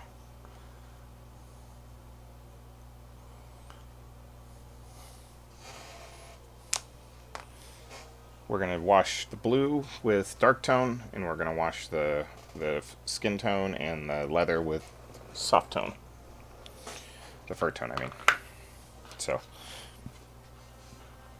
but I'm going to get a new paint well of dark tone out because my other one's starting to dry a little bit. And I don't want to paint with a partially dry wash. So I'll just need a couple drops here.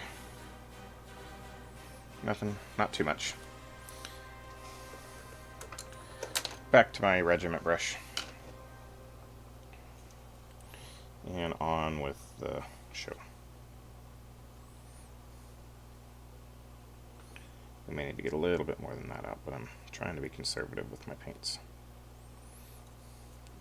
Unlike last time I put it out earlier. I realized I put way too much out. A little too late. So we're going everywhere that isn't fur or brown leather here.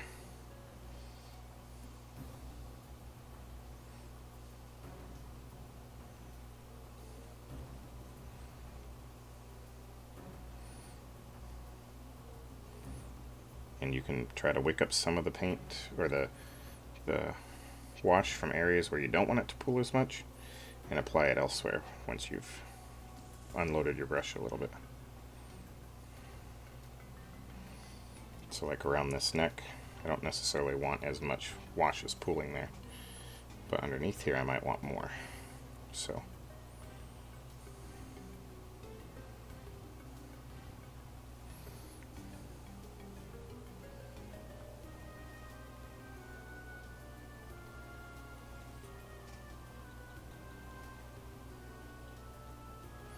maybe just a touch more.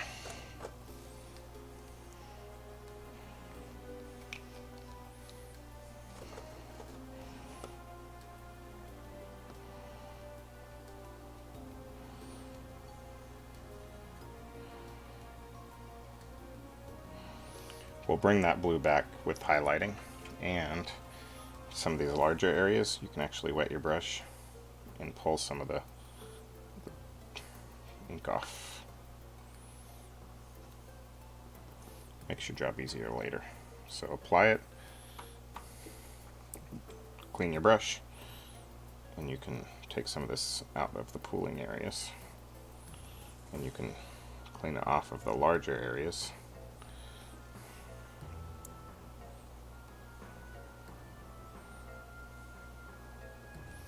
So that you don't have to do as much work later.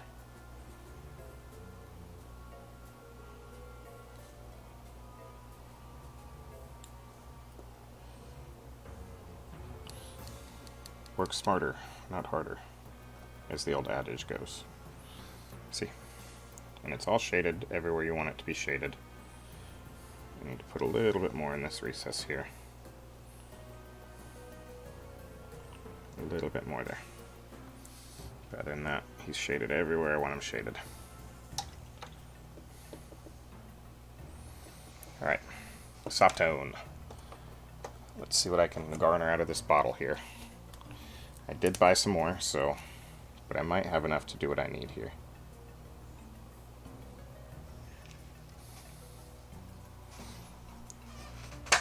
That bottle's garbage. I'm going to grab a little bit smaller, finer brush for this one. Pop in some of the bubbles. We're going to go everywhere else that we didn't go with the dark tone.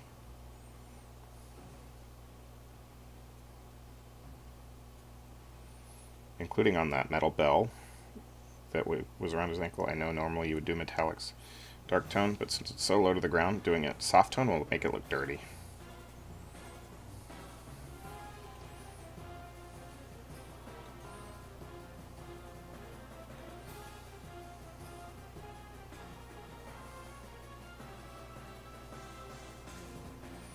I did not paint his tongue on purpose because I want it to be a real bright pink when we're done, so I left it alone for now. Try to get some washing in there under his belly, if you can. Make sure you try to wash the inside of his legs here. If your wash pools in some areas underneath, not a huge deal. You can't see it anyways. Make sure to wash his tail off. Alrighty. We're going to set our Mastiff aside here after I pick out some of the wash out of areas that's a little thick. And off the top of his head a little bit. We'll start doing some of our highlighting early. And we'll take a look at our healer. And by healer, I mean blue healer, not the class healer. And our wash is completely dry and ready to do some detail work on this guy. So, first things first is we're going to bring back some of that frost gray color, or fog gray color.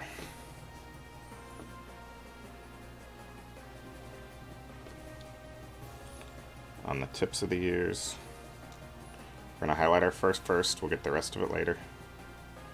Really just doing some edge highlighting here. Make sure you thin it down to good consistency.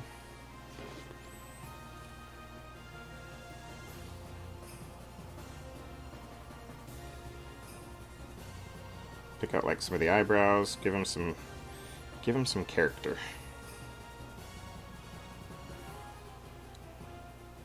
Across the top of the nose, lighten that a little bit.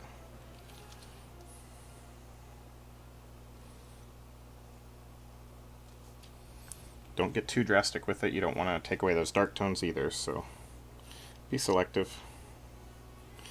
And remember, dog fur doesn't naturally highlight a whole lot, so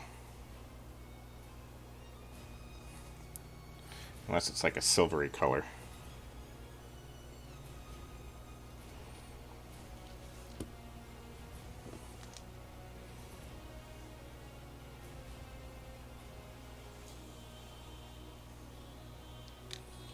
And then we'll do a little bit on the tail, but not too much.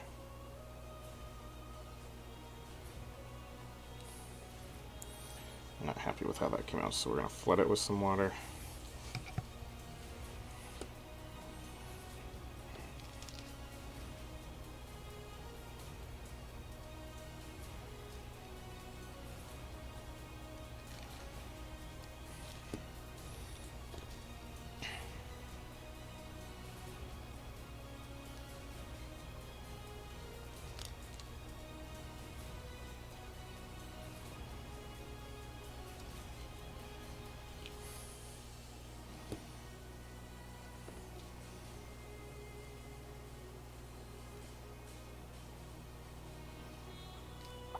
Really working with some really thin thin paint of that color was the word I'm looking for. of that fog gray.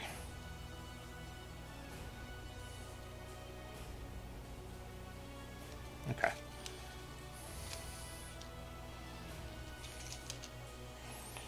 Alright, we're going to go into our green, and we're going to have to lighten this a little bit. So what we're going to do is we're going to lighten it with just a touch of the skeleton bone.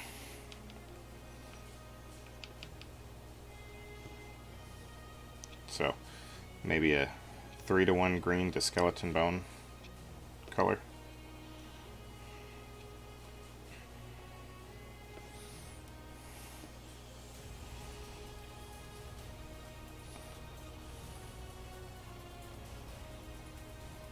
Yep. 3-to-1 skeleton, green to skeleton bone.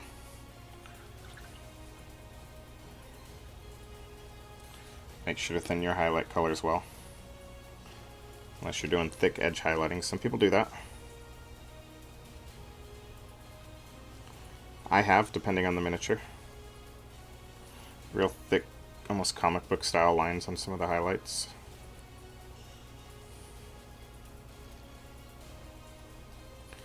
It turns out well on some miniatures. That's not what I'm going for on these guys. We're going for a little bit more of subdued highlighting.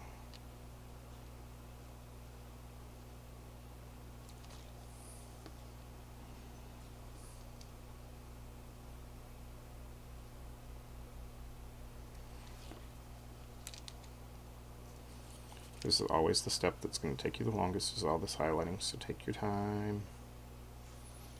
Enjoy the process. Be patient.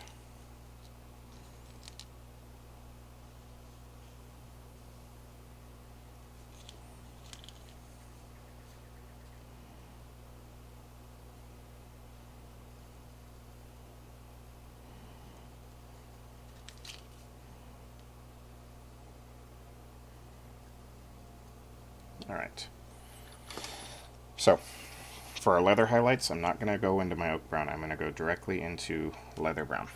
We want some really good contrasting colors there. And it helps it make it look scratched and worn and all kinds of good stuff. So, leather brown. Army Painter leather brown.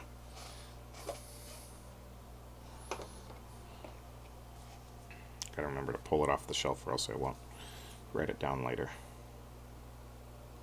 We're gonna get some of the edges, tops, and corners. But make sure you leave some of that dark color in there as well.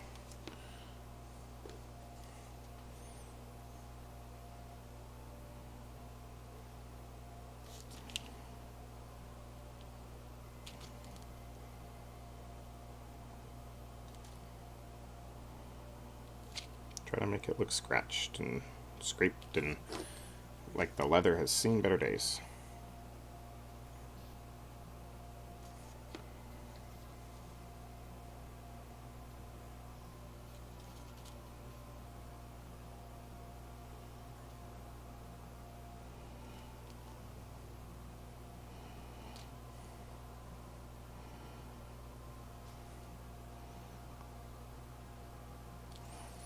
Alright, onto a different part of the leather.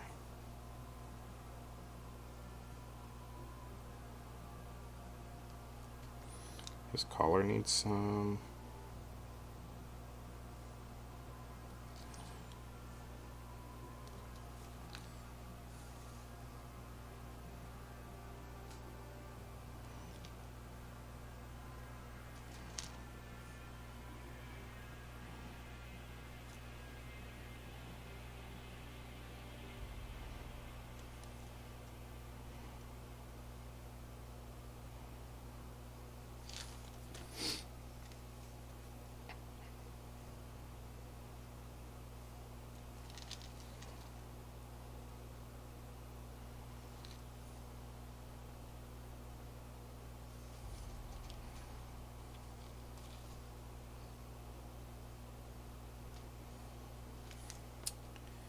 And he's got a leather strap that runs across his back.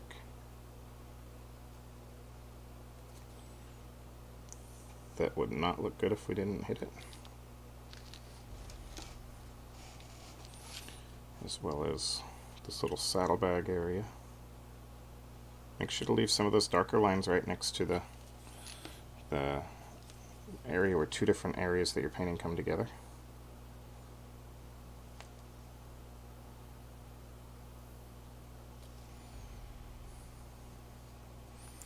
Alright, on his legs he has these little armor pieces that are leather, and there's little lines that run along it, so we're going to try to pick out some of those lines.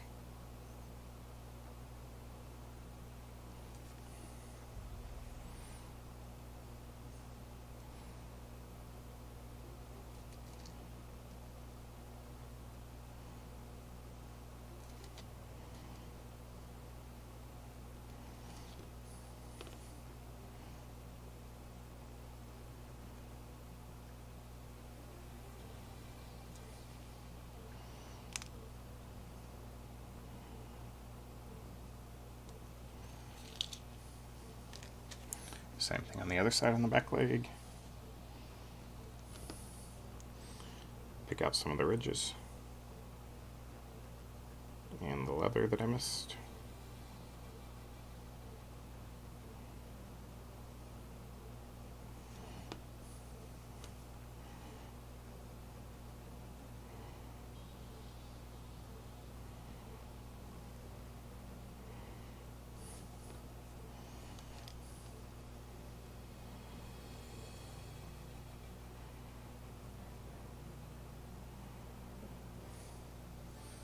Remember, don't push your brush. Pull your brush always. You'll get weird looking paint strokes if you try to push your brush.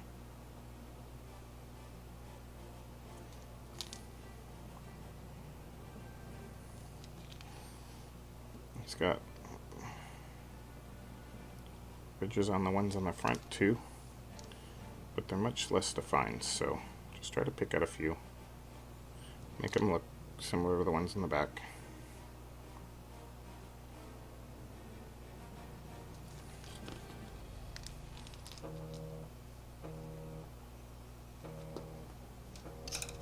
Hang on a second.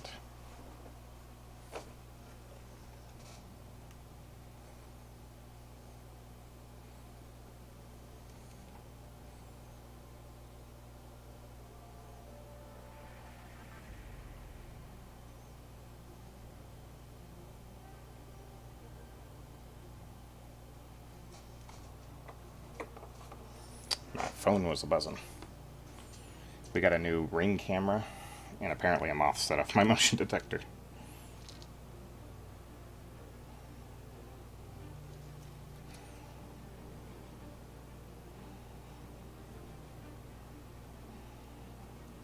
So that was a thing. A whole lot of fun on that. It's late where I'm at, and so getting a notification that there's motion at my front door is a little unnerving. But went and looked, it was a bug.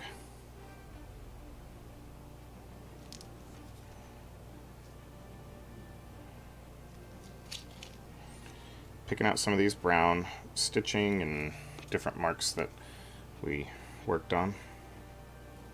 Don't want to lose those details. Make sure you pick them back out. We've got some leather down here. We've got some leather on the bedroll.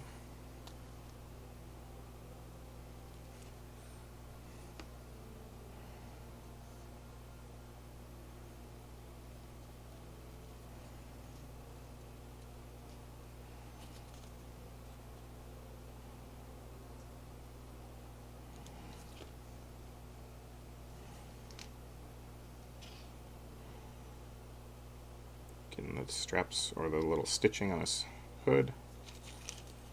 Be careful. Try not to get it on the ears.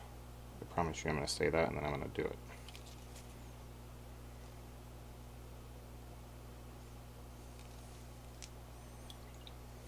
Alright, we're going to go into our skeleton bone. And we're going to pick out some of those highlights.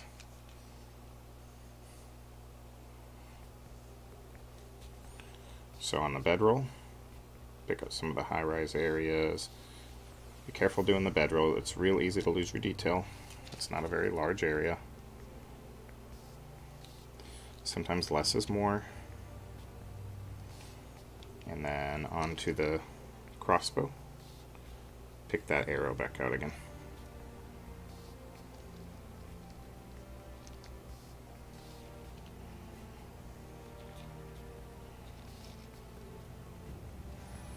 Alright, last but not least, I'm not happy with the bridge of his nose. So I'm going into some of that mixture color that I made, and I'm going to touch up the bridge of his nose with a little bit of a grayer color again. Just because I wasn't too happy with that blue that I put on there. And then we completely lost our white mark that was on his forehead, so we're going to bring that back again.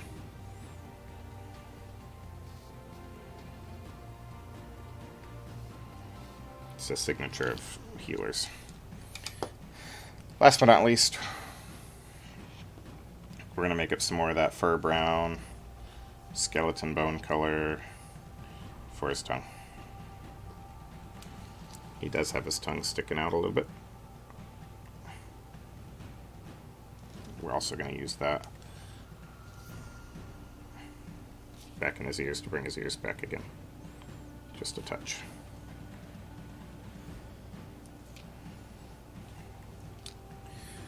And then into our gunmetal and bring back some of our metallic highlights. Not many. Don't do too much.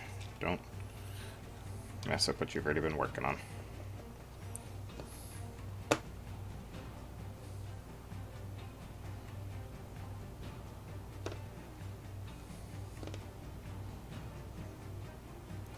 The only color I have issue staying wet on my wet palette is my golds, and I don't know why.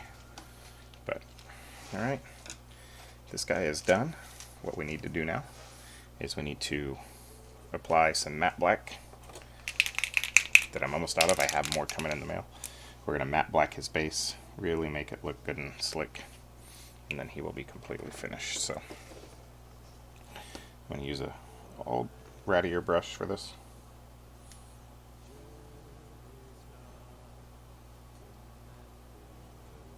Just straight matte black. Thin it down a little bit.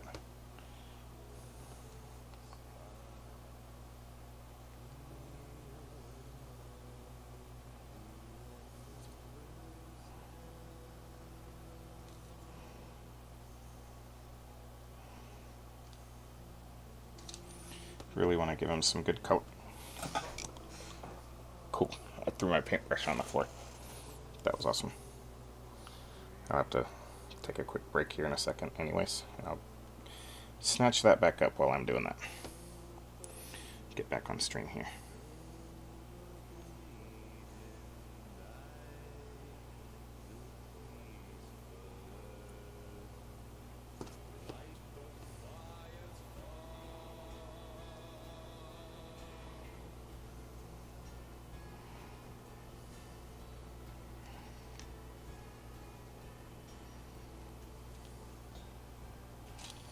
Alright, we will let that dry, and then we'll touch up a couple of the black areas in just a second.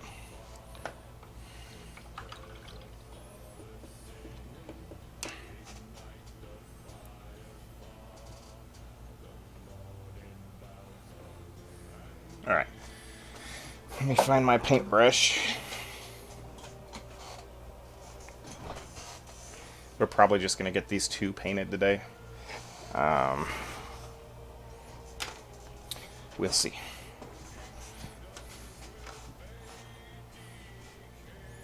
Alright.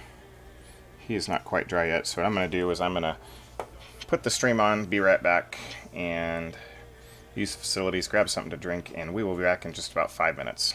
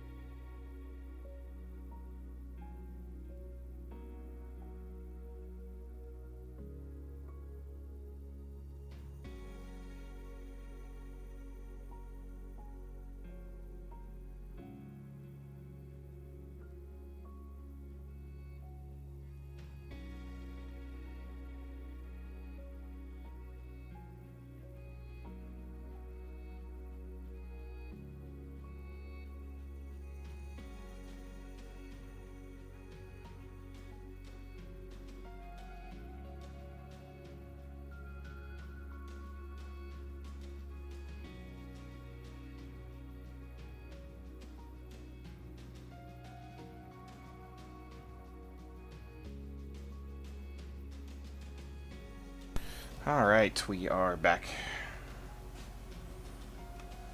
We, I, whoever, whatever. We're gonna jump right into touching up this base a little bit. Just a couple spots that need a quick touch. And voila, he's done.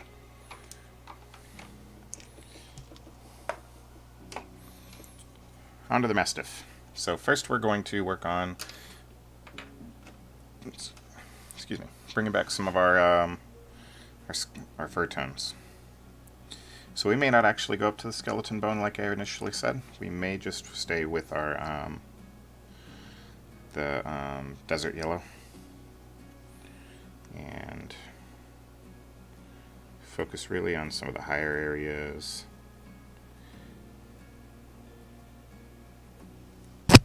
Sorry, hit my mic with my hand. Like I said, I just use a headset for streaming right now. A microphone is on my to-do list here soonish, but I felt like a palette cam was something that was more beneficial for y'all.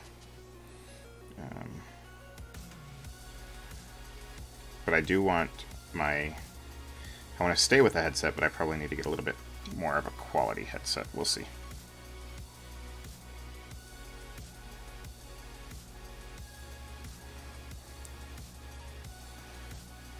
Alright, so for the head,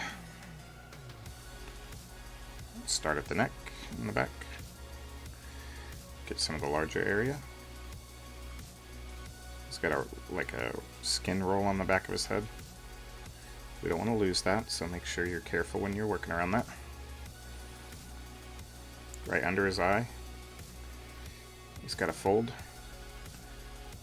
We'll probably go into some skeleton bone for right above the eyebrows, just because we really want to give some character to that face. Be careful when you're highlighting these things, you don't lose the natural indentations and the details and all that good stuff.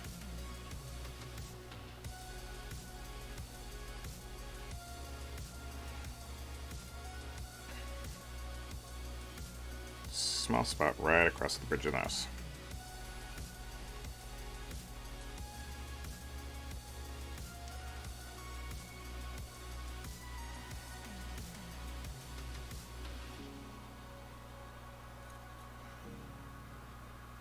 Trying to feather in my color a little bit here. Alright, we're going to go into just a little bit of the skeleton bone and just bring that tone up about one shade.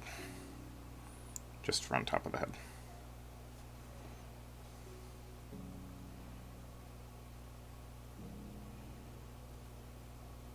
On our very highest highlights.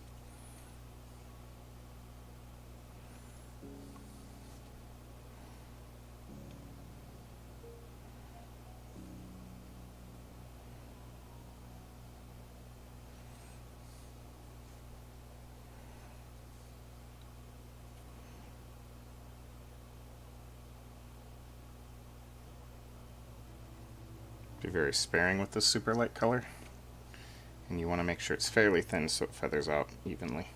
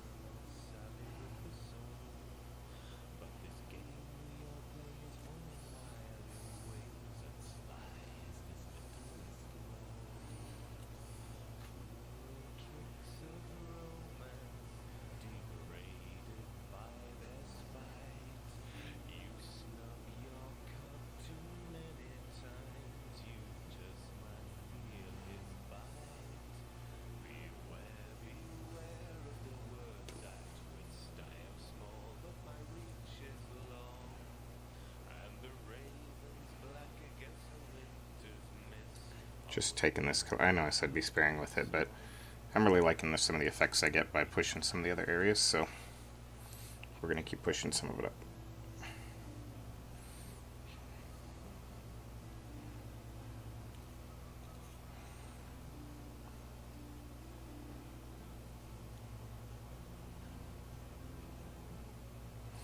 Again, this is just a skeleton bone highlight.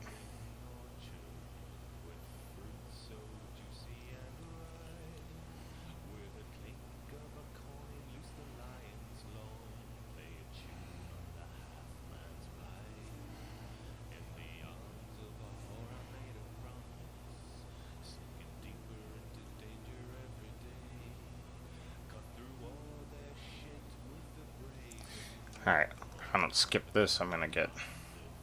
YouTube's not gonna be super happy, so...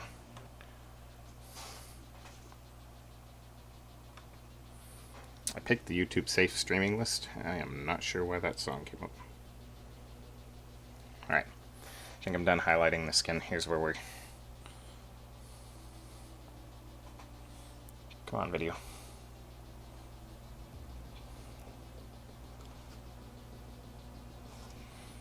Try to get it to focus on the doggy. Sometimes it will, sometimes it won't.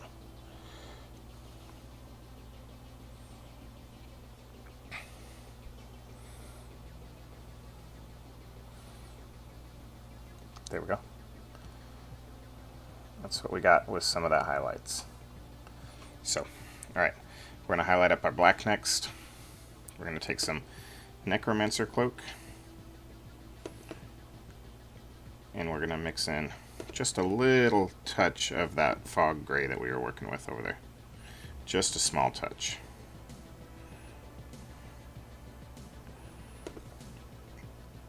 And then we're going to just do some of our highlight. Even that I like mixed in too much, so flood my area real quick. Use my finger to wipe it off. Needs more Necromancer Cloak in there. You really don't want it to be much more distinguishable from the Necromancer Cloak alone. And we're going to pick out some of the higher gray areas. Right under the eye. Right around the muzzle.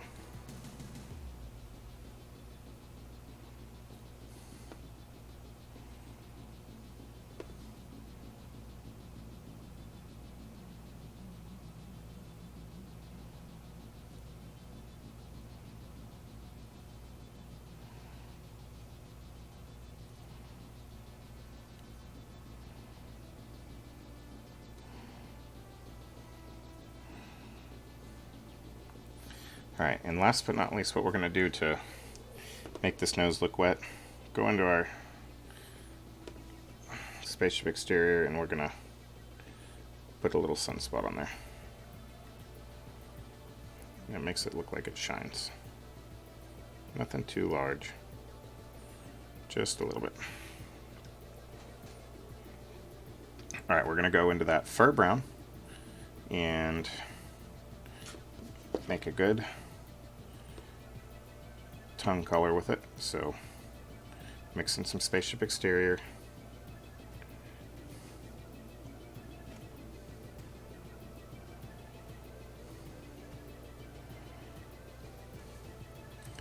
And paint the tongue right here. That color. There we go. Alright. We're going to do the kazoo real quick.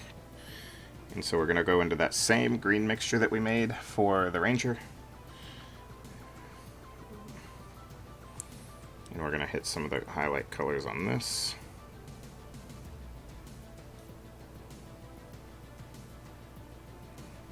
Don't get too fancy with this one. It's a small area. Pure skeleton bone.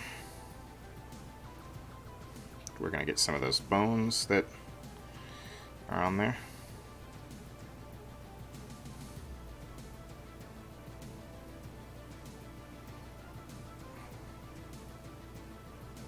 Just dotting with the tip of my brush. We're going to go get some gunmetal. We're going to highlight the cloak last.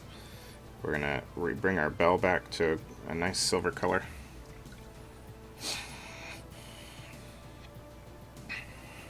We're we're going to try to take some of that light Necromancer color that we used and try to, excuse me, pick out some of these lines down his chest.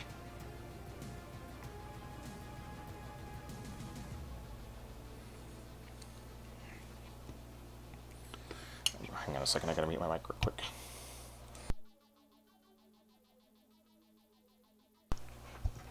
Got a tickle in my throat. I think I swallowed a mustache hair. It's a whole lot of fun when that happens. Alright. So, we're going to go back straight into our Griffon Blue. We're just going to highlight with that. No, we're not. We're going to go into Electric Blue. That's Void Shield. Electric Blue. I've got some on my palette already. And we're going to do some edge highlighting with this Electric Blue here. It's this color blue right here.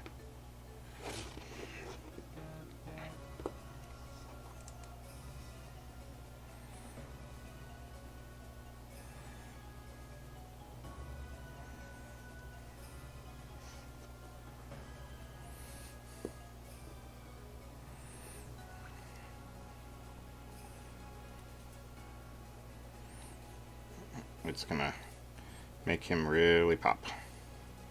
What I'm doing is I'm running my brush sideways along some of these ridges, and it does the highlighting for you if you take your time. I'm using a little bit thicker paint than normal.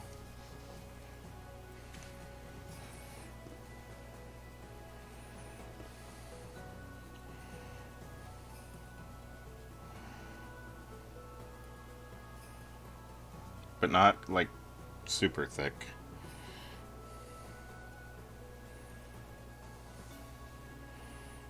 Too thin and it'll flow into your recesses that you don't want. Too thick and it won't come off the brush, so it's just a matter of finding a happy medium.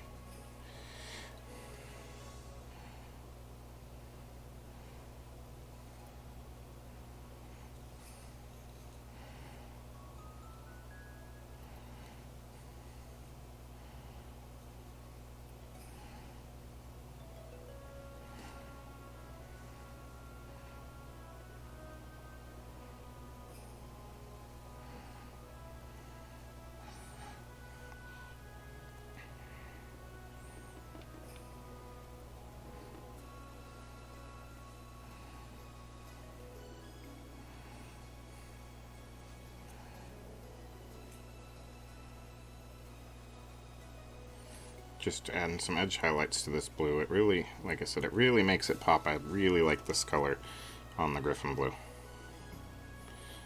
Unless you end up covering up the whole thing like I did there, but that's fine. It looks okay. I'm not worried about that.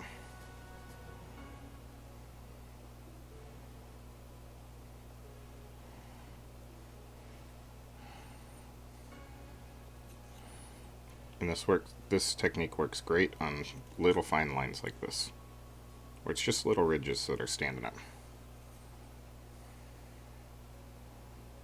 Because it'll pick out the details for you if you don't want to do the dry brushing technique.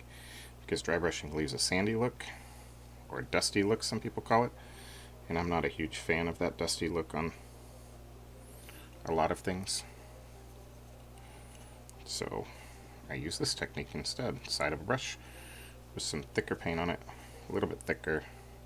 The only problem with it is sometimes you gotta be careful of the angles that you're getting to.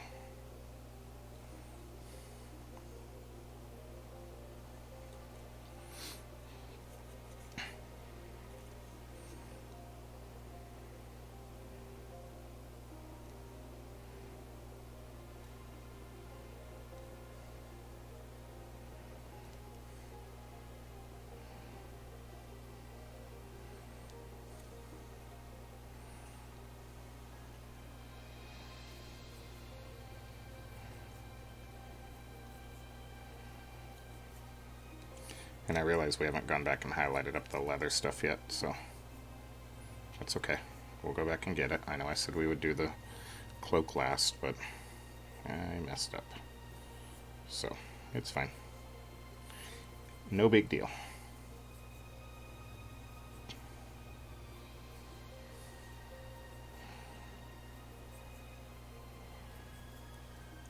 If you end up with a highlight somewhere you don't like it, you can always take your base tone and just kind of cover that area up a little bit. It'll make your highlights kind of blend a little bit more, especially on large areas like this cloak.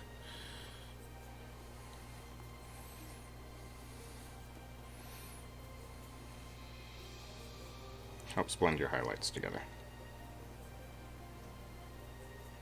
And your shadows together. So,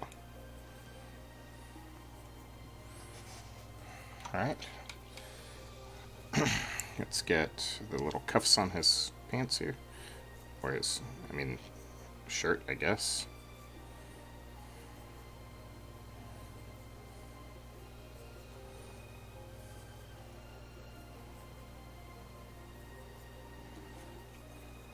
Paint some of these little highlights in here.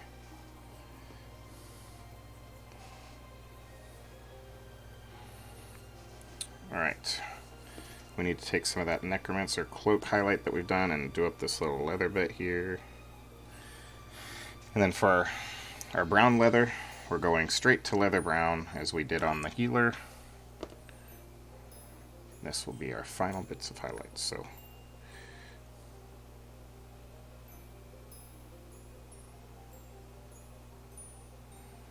really kind of try to make that worn leather look going on there. Scratched leather, whatever you want to call it.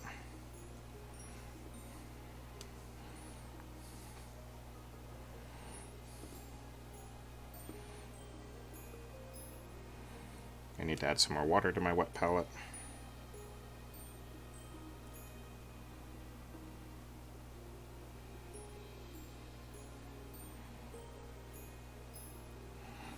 Alright. And this guy's done.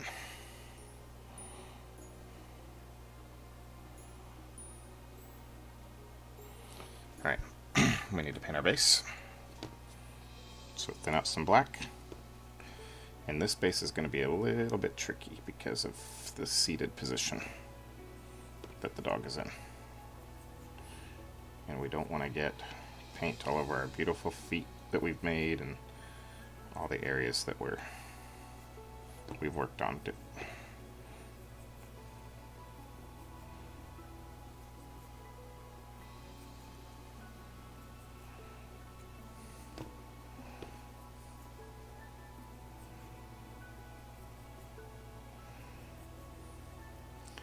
Again, for those interested in these miniatures, they are from Doggie line of miniatures. Doggies, I mean. They are made by Steamforged Games. I am not receiving any compensation to mention that. I just want you to know where to find them. All of our paints that we used today were provided by the Army Painter. I am receiving some compensation from them to mention that. But I have long used Army Painters prior to getting in touch with them about potentials of being sponsored by them. So even if I weren't sponsored, I would still use their products because I did, and that's how I got to where I'm at painting today. How to get paint on some of these areas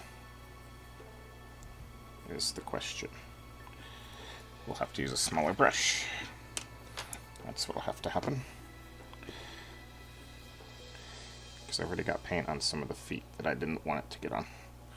So I'll have to go back and touch that up in just a minute.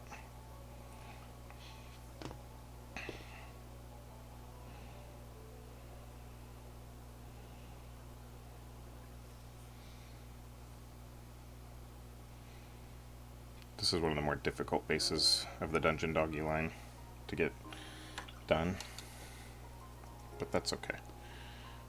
We can touch up some things here. So that foot can be touched up, that foot can be touched up,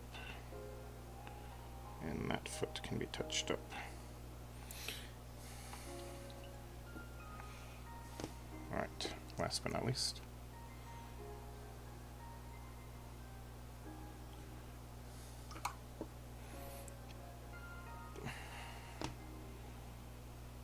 got some paint on the bell, so we'll cover it up with some silver paint.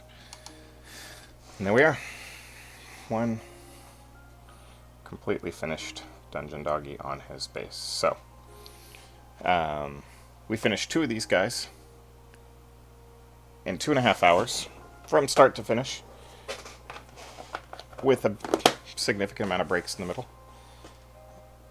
Again, I'm going to lay out all the paints that we used here. Here's all the colors that we used going across the screen. This is something new that I'm going to do.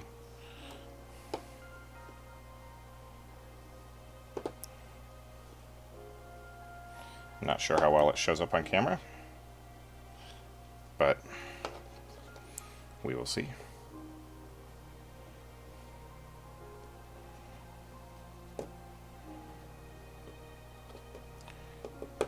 Try to get the Necromancer Cloak to cooperate.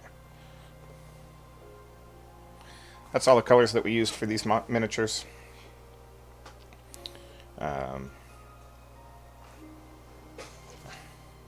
Hopefully you can see the titles on all of them. If not, I will go ahead and type them up into the comments on the description. Not the comments, I'll type them up into the description, as well as a link to where you can go to purchase these if you would like. But with that being said, we are going to end today's stream. Thanks for stopping on by. Again, one last look at these colors. We've got Angel Green, Fog Gray, Spaceship Exterior, Skeleton Bone, Electric Blue, Leather Brown, Oak Brown, Griffon Blue, Necromancer Cloak, Gunmetal in Desert Yellow, and then the washes that we used, Dark Tone and Strong Tone, which I threw the bottle away for. So, thanks so much for stopping by. This is Dustin from Jagged Brush Studios. Again, just want to say get out there and paint more minis. Thanks, everyone. Let me get these paints put back out before I end my stream real quick.